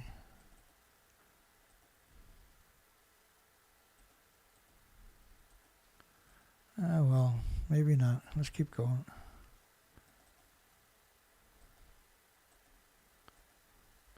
Because I got a whole bunch of fake studies gathered up for badness to help people articulate. Let's keep going because I got we still got quite a bit to get through. Suggests that marine heat wave drove the mass die-off. Yeah, but what caused the heat wave? I'll give you an easier way to look at it. Because this is really simple if you're honest, right? This is not hard to comprehend. Here we go. This is a study from France based upon 31 days of radioactive fallout. And the fallout covers the entire planet by about day 20.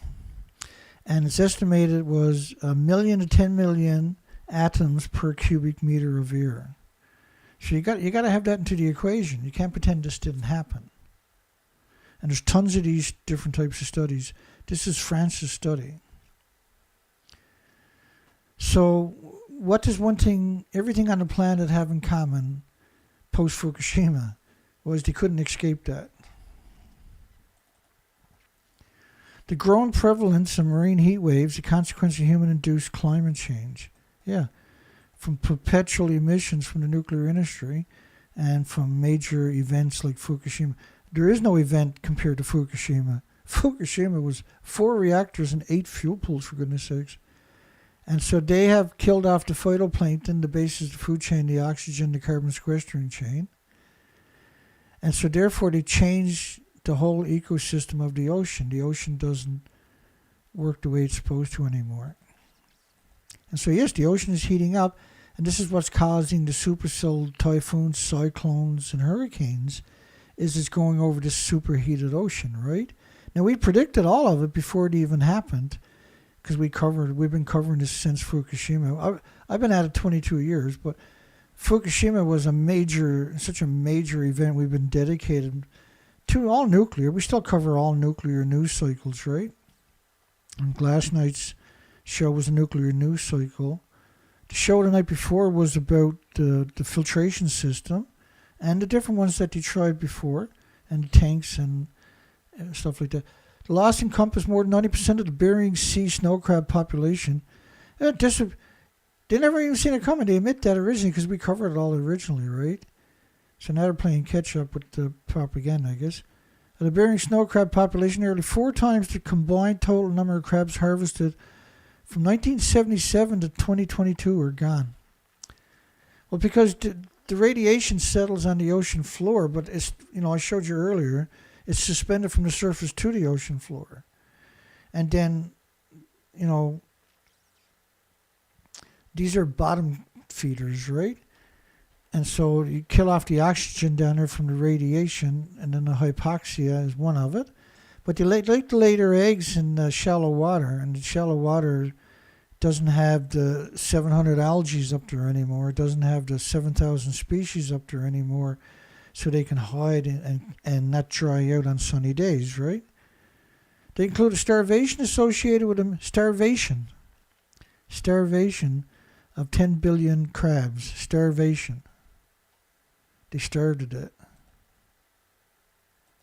Likely culprit is starvation. A second huge whale dies after washing up on a Scottish beach. A second one on the same beach. What's the odds?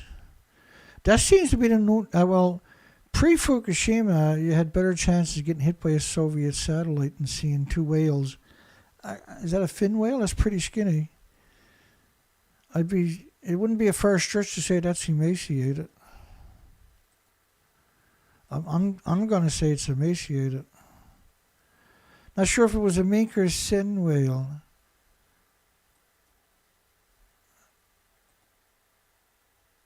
The whale that washed up in Edinburgh also sadly died after getting stranded despite a major rescue mission to save it. And the British Diving Marine Life Rescue, and I hate their guts. I hate their guts, eh? With all the bullshit that they put out there over the last number of years, I really despise those people. They're completely dishonest. Family left distraught after seagulls snatched beloved pet from the garden. Seagulls are shocking, by the way, but We're seeing them eat squirrels and rabbits, all kinds of things. See, normally a seagull goes down at low tide and feeds on mussels and sea urchins and crab and scallops and stuff like that. There's nothing left there because of Fukushima. So now they're going around stealing people's pets out of their gardens. And the pet owner phoned up all of her friends to see if the gull took the pet somewhere. It was just a horrible story, eh? Hundreds of seals mysteriously dying across New Zealand. 183 seals found dead along the coastline. So how many died and sunk, I wonder? All different ages and a variety of stages of decomposition. So they've been dying in just not randomly, but all different species, and which points to a large starvation event, right? Tests for diseases from the seals and location have been negative. Well, Fukushima broke the food chain. What else could it be? Oh, confirmed starvation as a cause of their death. It's quite the coincidence, isn't it? That's quite the coincidence.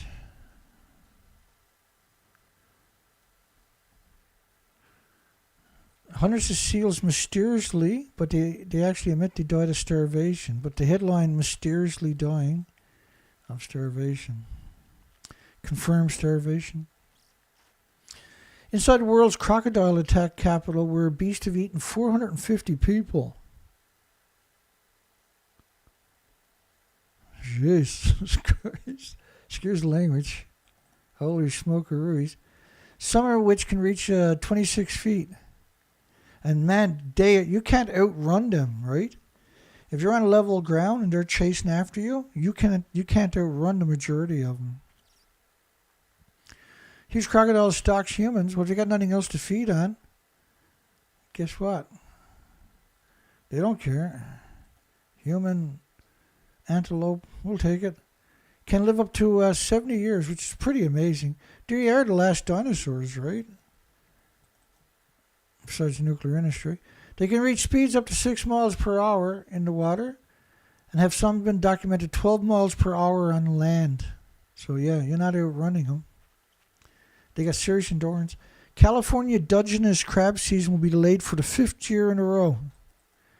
And the last number of years, we go into the tidal zones, literally every day. And normally you'll find tons of baby crabs under the rocks. And little eels and like little sculpins, little guppies, little flounders, flatfish and stuff like that. There's nothing underneath the rocks now. Last year and this year, there's nothing there.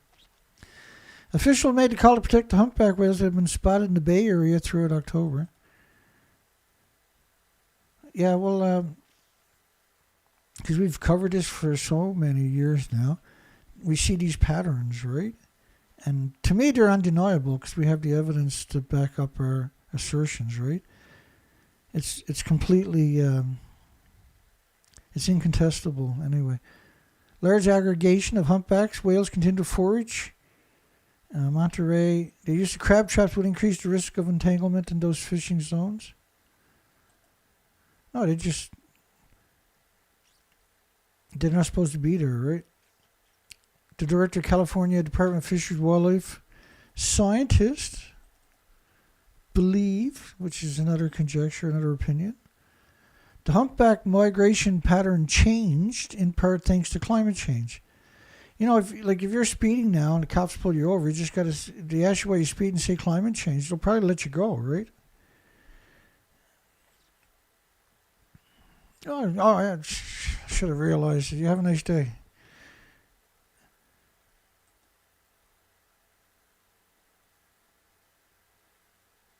And the humpback whales are not supposed to be in those areas, right?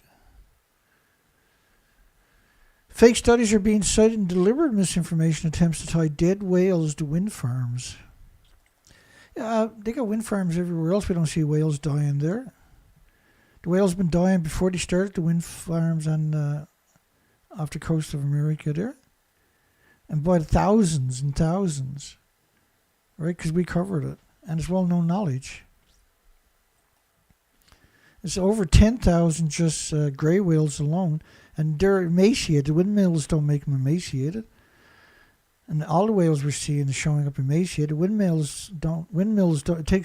They go like 10,000 miles of migration route and show up emaciated. It wasn't because of windmills. Found no evidence the study had even taken place. So they're producing studies or quoting studies that don't actually exist. That's the nuclear industry doing that one, right? Because the nuclear industry's got 365 gigawatts of energy out there, 409 reactors. But 2023, this year, renewables is 440 gigawatts, almost 100 gigawatts more in just a single year. And last year was 380 gigawatts, and the year before was like 330 gigawatts, right? It's 1,000 gigawatts in 3 years versus 365 gigawatts for nuclear over the last 70 years. And that in 2 years' time, a quarter of those nuclear plants, 90 of the nuclear plants, will be shut down in the next 2 years, which will leave them with about 265 gigawatts. And so they got complete control of your media, your universities, and key positions in your government, right? So they got 1,000 public relation firms at their fingertip, at their beck and call. Biologists find concerning decline in Dall sheep numbers in the Yukon region. It could, like whenever you see these hyperbole, these conjectures, these opinions, could, may, these are, I guess they're guessing, right? The fact the population are decreasing and increasing is not in and of itself novel. I think what's concerning is the degree of the decline. You wouldn't necessarily expect multiple populations like this, to decline at the same time to the same degree. So I'm not sure what's going on. I can't really remember that story because that's a little while back I got that one. Researchers found a number of sheep decline in all the management units. 2015-2016 survey. Some areas of population dropped. Oh, because of that habitat is radioactive nuclear wasteland. Some areas population dropped between 49% and 63%. It's especially concerning indeed. You aren't imagining that bed bugs are having a moment because you don't have any predators. Right? Canada's top 25 bed bug cities. My God, eh? Professor, oh well, there goes the credibility. How a false claim about wind turbines killing whales is spinning out of control in coastal Australia. It's not just Australia. The Americans got a huge issue with the propaganda from the nuclear industry to demonize alternative energy. I don't know why they're doing windmills when you can do geothermal. Every community can have its own geothermal plant, right? Some pictures show a whale lifeless on the beach, and others the whale is on fire. I remember there was one we covered last time that had a whale up on the blade of a windmill. It was definitely entertaining.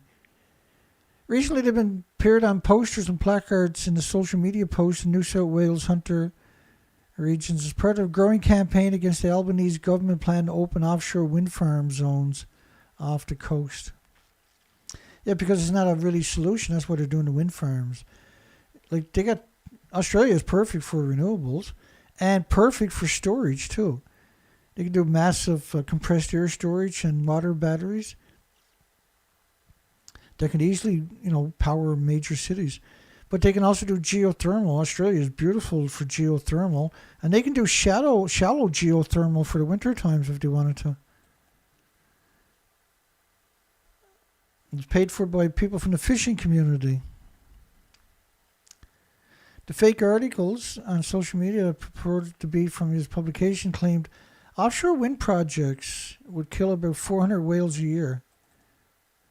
And they're pro-nuclear down there, aren't they? And if winds work, then they got no hope of having nuclear. I'd be very suspect of the nuclear industry if I was anybody. 11-foot whale calf found dead off North Carolina beach had party favor stuck in its gut. Yeah, who stuck it there, I wonder? Appeared to be without any injuries. That's an interesting statement. Addition to some milk indicating it was a nursing calf. That's right, it had a balloon was discovered. I'm not saying it doesn't happen because there's a lot of pollution in the ocean. I'm just saying 99% of the stories where they're trying to equate pollution with the die-off of the emaciated animals is completely dishonest and disingenuous. Orcas feasted on the lips of humpback whales. That's a crazy story. This is an old story, too. This is a guy talking about years ago. Orcas used to work with the whalers. Once the harpooner delivered a killing blow to the humpback whale, the crew had to complete their end of the bargain, attach a buoy to the carcass and ensure it wouldn't sink, leaving the dead humpback for 48 hours while the orcas feasted on the lip and tongues before processing the rest of the blubber and parts on the ships. A very strange story. That might be true in many ways. 72 whales have died on the east coast in a year. No one must take action. Well, the whales are emaciated. And the nuclear industry is the one that's pushing this narrative, right? 72 whales have died on the east coast in a year. Stories like mother orca carrying her deceased calf for thousands of miles. I was on the ocean when that happened, right? A lot of forest fires that year, bad air quality, I remember that year. Not that had anything to do with it, but 2 whales guiding a fellow, one with a broken spine, to her final resting place. But up against one of the gravest threats, extinction. Will these species be around to enrich our children's life? No, the nuclear industry has made sure to be nothing around to enrich our children's life. And I'm surprised there's not a bunch of birds there scooping up any leftovers, right? I see one bird there, I think, in the background. But there should be tons of bird coming in there right now going for it, right? Noah, oh yeah, Noah. You got the credibility of a thief, the credibility of a crackhead. Attributed most whale deaths to vessel strikes and entanglements. There's only been let me see if I can find it for you. I just seen it. Might get lucky. Yeah, there's roughly I got it. Hang on. Copy that again. There's roughly 1,200 dead whales since 2007.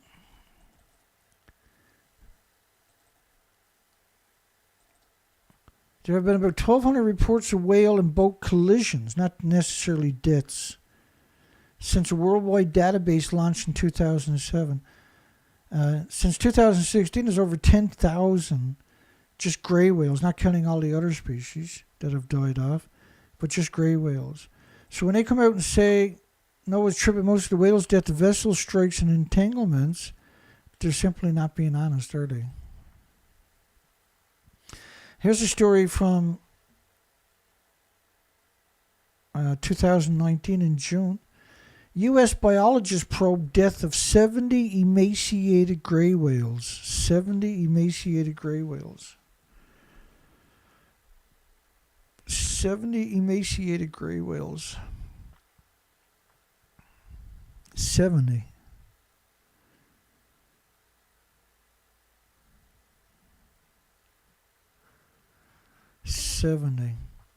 So here's our numbers right now. We got 8 views, but we got 32 live viewers. But we got 8 views.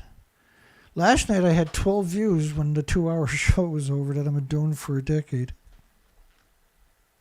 So I'm not getting no views for my live shows anymore as of about a month ago, right? They cut me off. Everybody else, if you get 80 or 100 viewers or 1,000 viewers, whatever, during your show, that's your number when the show is over. I don't get that. I get no views when the show is over. And it's not about views per se, but, I work really, really hard for every one of my shows. Nothing happens on its own. I have to do everything. And the equipment I use usually takes 5 people to work all the equipment that I'm using. And it's very hard. It's very tiring, to do everything yourself all the time. It's very stressful too. But it's worth it because this story needs to be told, so I don't mind. I don't know what I'm just. Let's keep going. 7 dead sperm whales found dead on a beach in South Australia. Yeah, and there was another 14 this year, right? People said, no. What the hell is this? Oh, that's my bookmarks or something.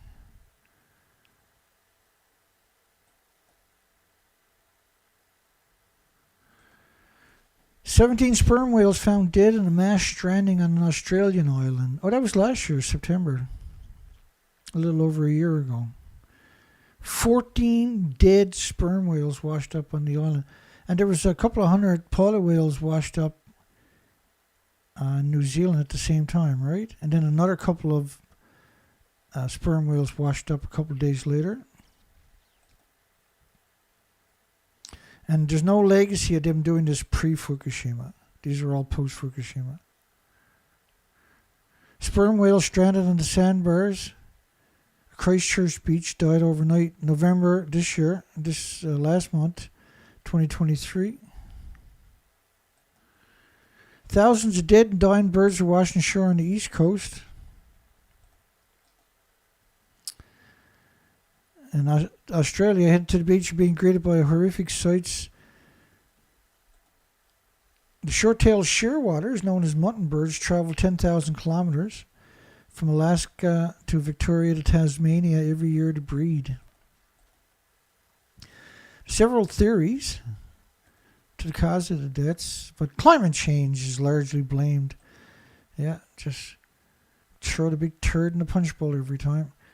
They suggest increasing temperatures in the water has made the fishing for these seabirds increasingly difficult and severely driven up the starvation rates. In other words, starvation.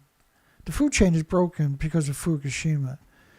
Climate change is nuclear radiation for 80 years, but Fukushima was a spectacular, catastrophic event, right? It was a pulse event, and it covered the entire planet. And this stuff doesn't go away for millions of years, and it never stopped coming out. It might never stop coming out, right? And all nuclear power plants are hemorrhaging radiation from the fuel pools.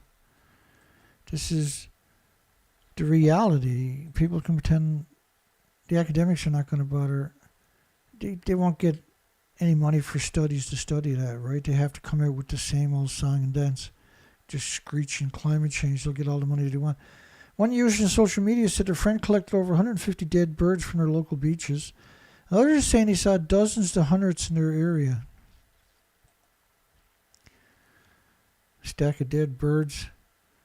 About 30 were still alive. By the next day, the 30, I'm only aware of 2 that were actually alive. So I think this was starvation, though. They came ashore from starvation. This was an emaciation event. And they don't have an official method of documenting it, or they don't have anybody dedicated to keeping the numbers, folks. Try wrapping your mind around that statement. Because they don't want the population having that conversation, right? There's no easy way to get an exact number of the thousands dying in the year's migration. Let me go back to that other window. With documentation being divided between institutions, wildlife conservationists, and zoos, all those different channels don't necessarily communicate with each other. That's ridiculous, isn't it? When they could have a centralized network to put the numbers up, how come? They had 416 reported the day before, so we're already talking about thousands. And it's not the first mortality event to happen to the birds. 2013, 3 million mutton birds died off the East Coast. 3 million, folks. 2 years after Fukushima. 3 million. 3 million. That is stunning. That's a stunning number. Solving the mystery of the death of millions of mutton birds. Well, they couldn't solve it. That was a starvation event. 2013. 3 short-tailed shearwaters died along the eastern Australia.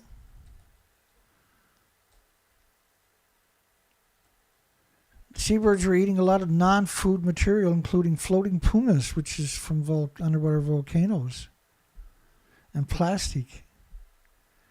The findings indicate the birds were eating the pumice out of desperation because they were starving.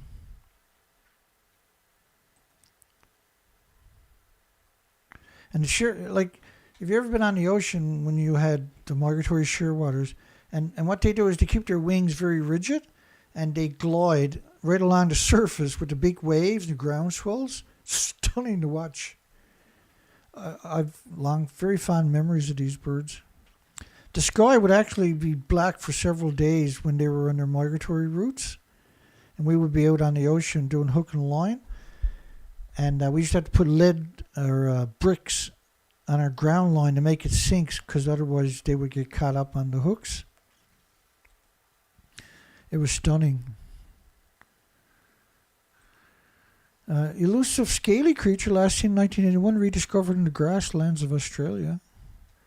This one got legs on it. I'm going to put it up on the big screen for you. So they thought it was extinct. It's beautiful. That is just beautiful creature. My goodness. That is stunning, eh?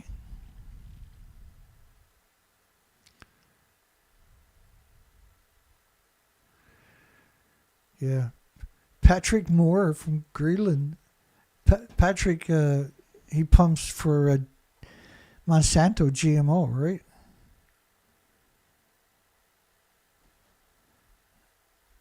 Patrick Moore is a scumbag.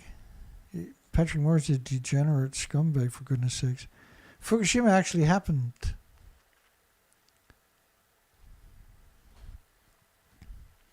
Yeah, why would you trust Patrick Moore? Remember that he was telling people you can drink the whole jug of glyphosate from toxins for pesticides and it couldn't hurt you. And so one of the announcers, you can go look the video up yourself, the announcers offered him a glass of it. He wouldn't touch it. He even used pretty nasty words. And he said, okay, the interview's over. Stephen Young says, no birds or insects in Las Vegas. And Stephen, who I know really well over many years now, was telling me on a number of occasions about the little geckos and that they would get down there on the side of the patio and the buildings and that, and they're gone. They're fantastic little creatures. Great for keeping the insect population down, but you don't need that no more down there. Climate change is muting fall colors, but it's just the latest way that humans have altered the U.S. forest. That's an insane statement, right? What else destroys you know what, a forest gets destroyed is because something happens to the bacteria and the fungus, right? Because the roots can't survive without bacteria and fungus. And without the roots, the tree can't bring the water and the nutrients up into it. And that's not climate change, that's radioactive fallout. You know, because it actually happened.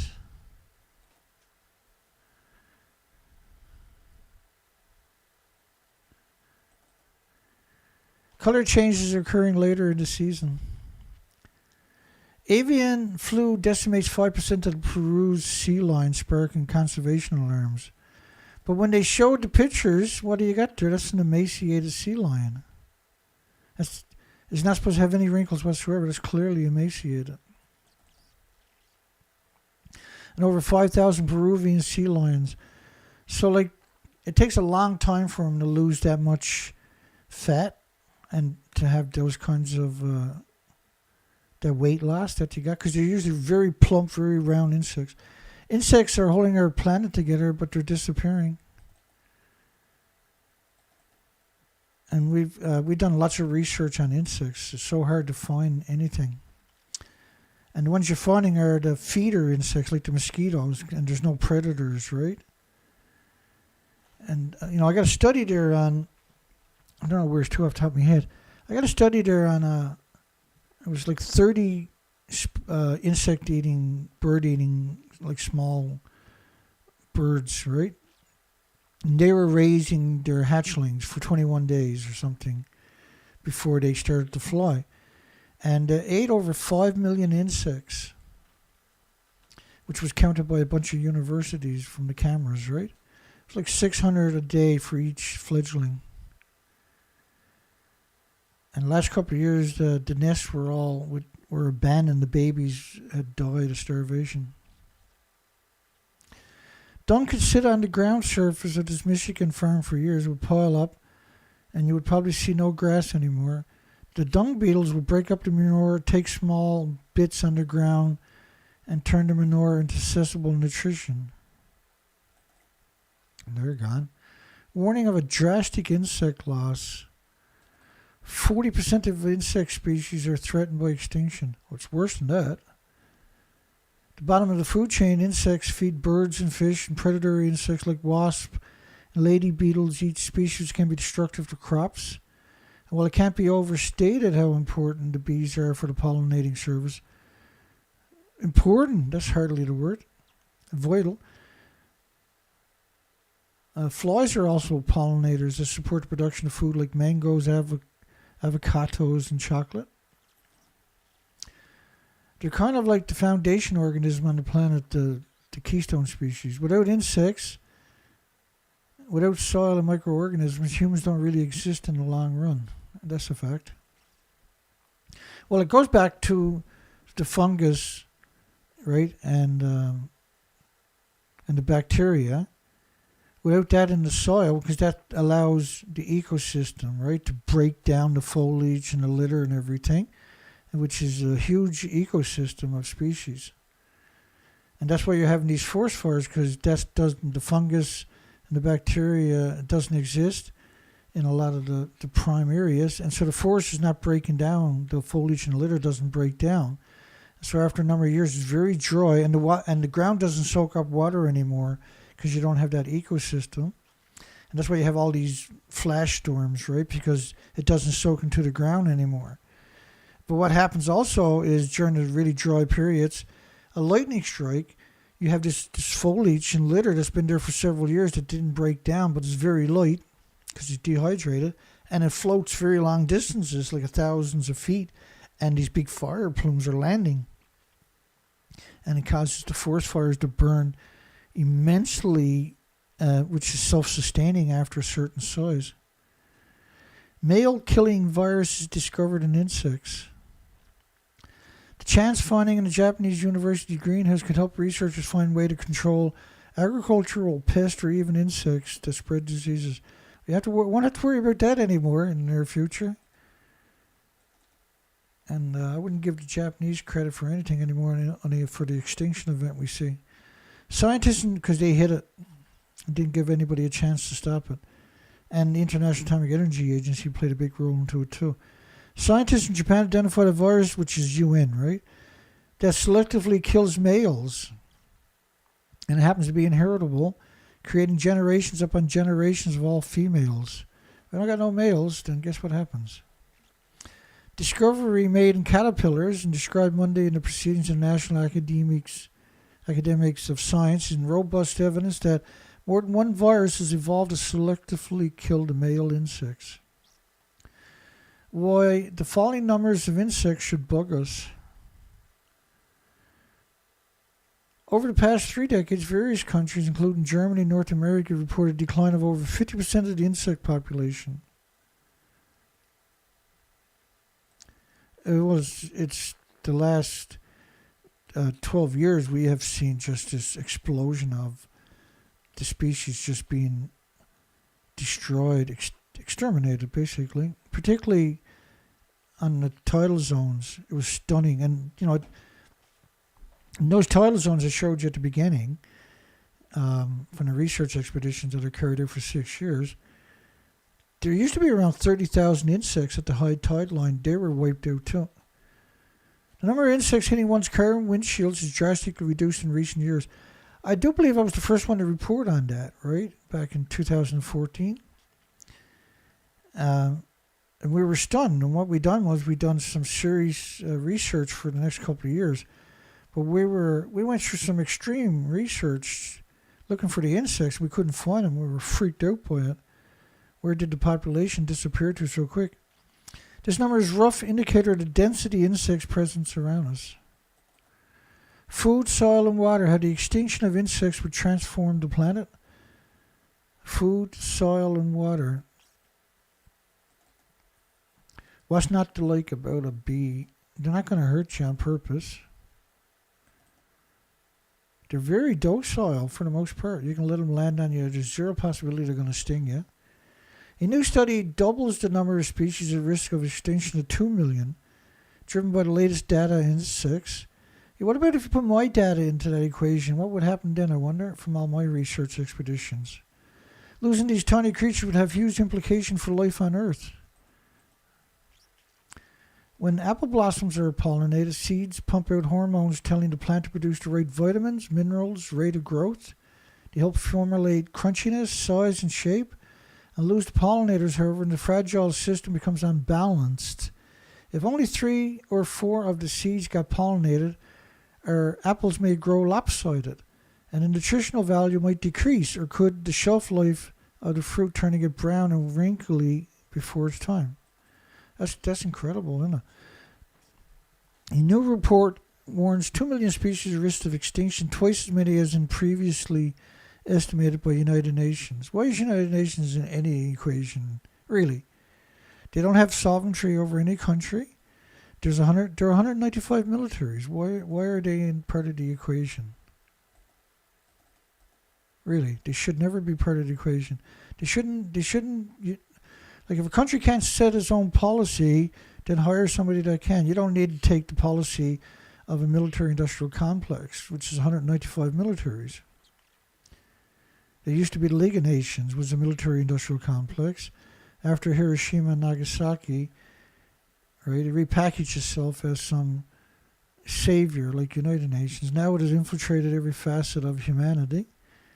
And I do mean that, in every sense of the word, too. Often it's animals like insects, the species we tend to care the least about, which provide the greatest service to the population, pollinating crops, providing healthy soils, controlling pests. And 24% of the invertebrates at risk of extinction, and they're the ones that do the most pollinating. It's infinitely worse than that, unfortunately.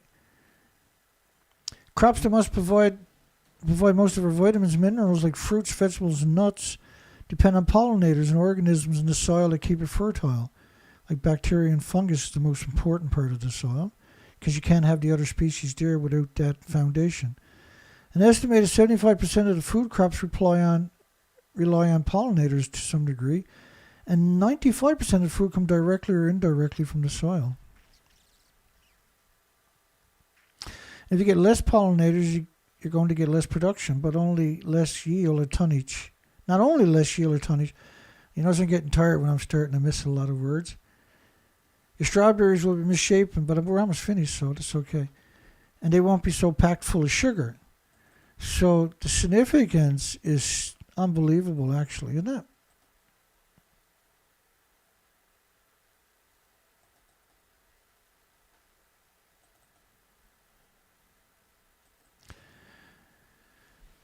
Karen Davis, who battled the rights of birds, died at 79 years of age. And we salute you, Karen. Killer whale spotted in Quebec's lower North Shore. A long way from home. Most recent sighting in the estuary dates back to 2003.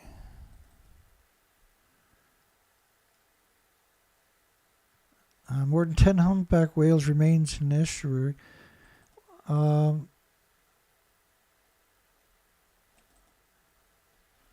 Because the sea goes way up to St. Lawrence, right? Heartbreaking footage shows 2 young orcas trying to save a dying older whale. I mean, they live 60, 70 years of age. They live in these groups. They're very intelligent. It's another whale. And I'm not sure this whale hadn't reached the end of its... This was only 35-year-old. So what killed it? Why did it die? It looked skinny, and the shape of his belly suggests it hadn't eaten for a long time. Man finds over 30 dead whales washed up on a Tasmanian beach.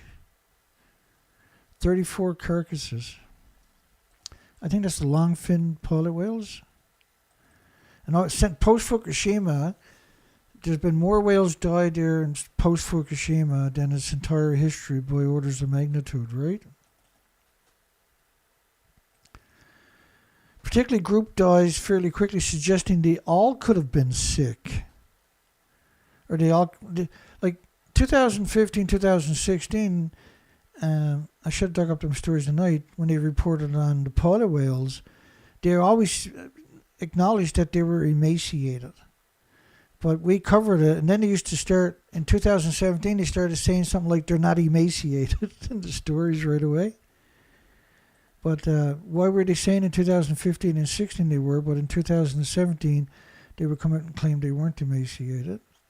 And they're not big whales anyway, right? But it's commonly believed, the pilot, like we call them pilot whales because they're such navigators, right? Not because they're don't know where they're going running up a beach, it's because they're navigators. And we have huge amounts comes down here every November. We've never seen the mass. Where have all the grasshoppers gone? Uganda's insect traders struggle to find protein-rich bugs. So what they do, some people rather do in Uganda, pretty unique actually, is there's professional trappers for grasshoppers. They fill their sacks for markets. As the country's forest, grassland, and swamps where the insects breeds are lost. So they use the corrugated steel sheets and attach them to empty oil drums lined with black bags. And they prop up by long pieces of wood. And at dark, they flick on the fluorescent lights and wait for the grasshoppers. So the grasshoppers will come in. They'll hit the corrugated iron and slide down into the black plastic bags. Probably one of the best paying jobs there on top of that. And they can fill up 80 sacks a day at $12.50 a bag. And they got nowhere near that number. So they asked the question of where are they all gone. There's a lot of people who works at it where they got to pick the wings off it. But that's what they live on down there, and they've been doing it for a very long time, right?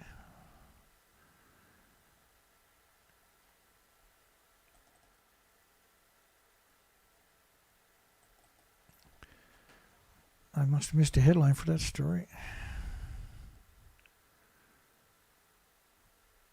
Insects were lacking in 5 bay watershed counties. They got worried.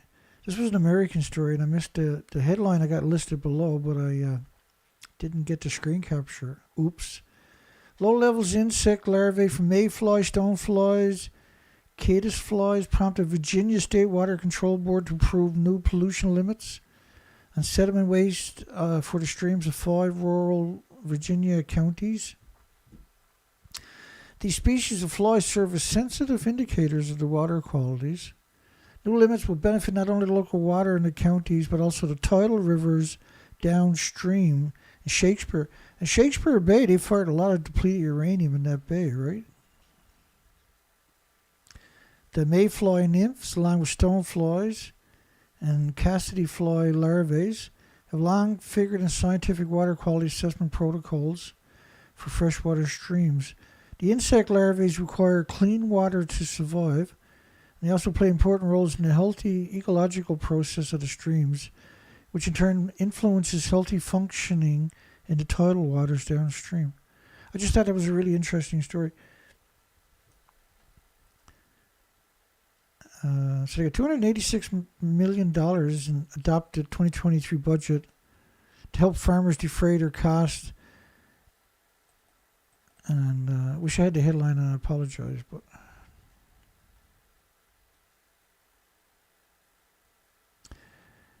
it's evidence where streams running through the farms show good water quality, robust communities of mayflies, stoneflies, caddisflies, healthy fish stocks, trout, smallmouth bass, and fall fish, resident and migratory water birds and other wildlife.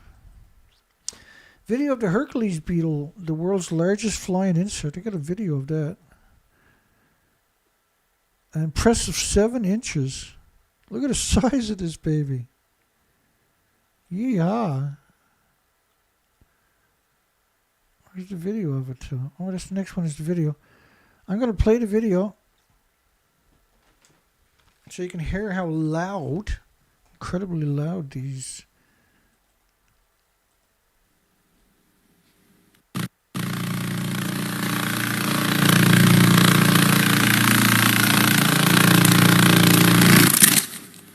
holy smokes.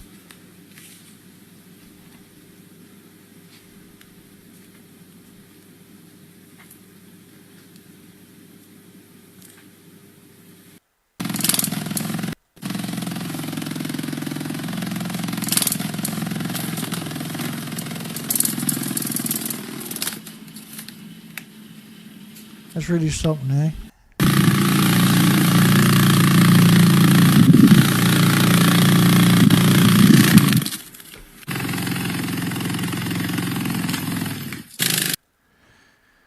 You might want to keep American house spiders around.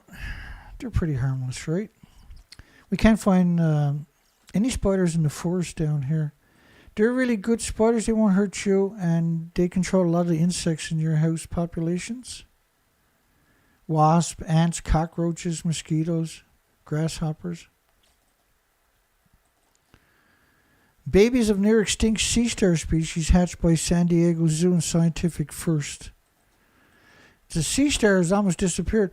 When we done the research expeditions for 6 years in the tidal zones, where there's 27,000 islands for 4 to 5 months a year, we never seen a single starfish, I don't think, did we? And the last and final story of the night. Whales and dolphins mysteriously washing ashore sparks concern. An increase in marine mammal strandings were recorded along... this is India? Yeah, this was India. 109 incidents of strandings were recorded. 27 animals washed ashore dead, emaciated. And most of the animals had died.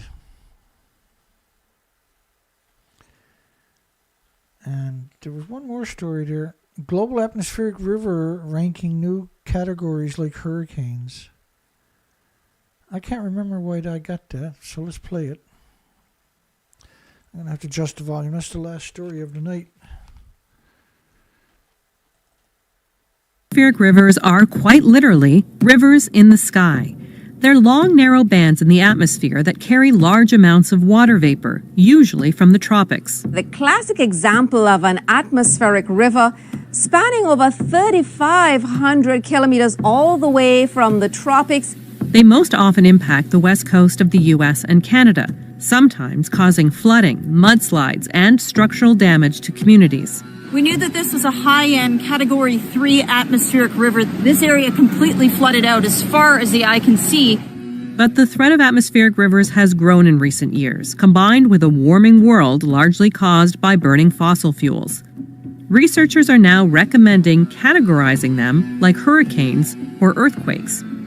Atmospheric rivers are ranked on 2 metrics: how much water vapor they transport and how long they last. If an atmospheric river carries lots of water and lasts for a long... There's a whole ecosystem up there in the sky.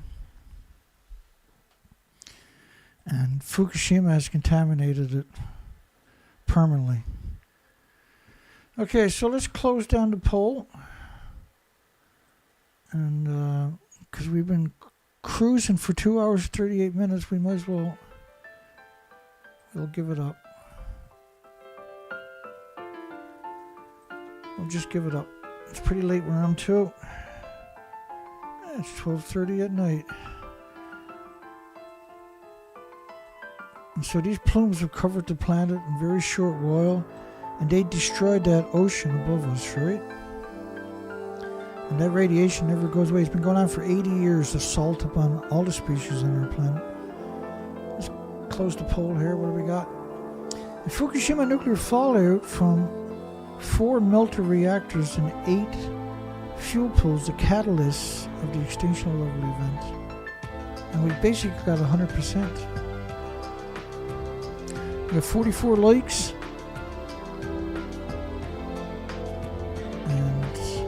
everybody that participated. Hugs for everybody. Have a great night and a great day tomorrow. James sent a PayPal. Thank you, James. My goodness. Thank you so much. And thank you for the phone call too, by the way. I love it. I'm so glad the t-shirt was fantastic. Anybody wants to donate, the links are in the very bottom of the description.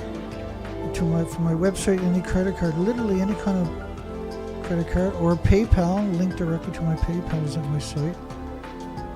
Have a great night, everybody. I gotta admit I'm exhausted. We ran 5 shows the week. So I'm really, really proud of myself it's been pretty rough doing 5 shows. Yeah. Good night, Dana. Good night, everybody. Hugs for everybody. I'll read all the comments tomorrow. There's no way I'm going to get to them tonight. And it's a sad night. These kinds of stories are such a sad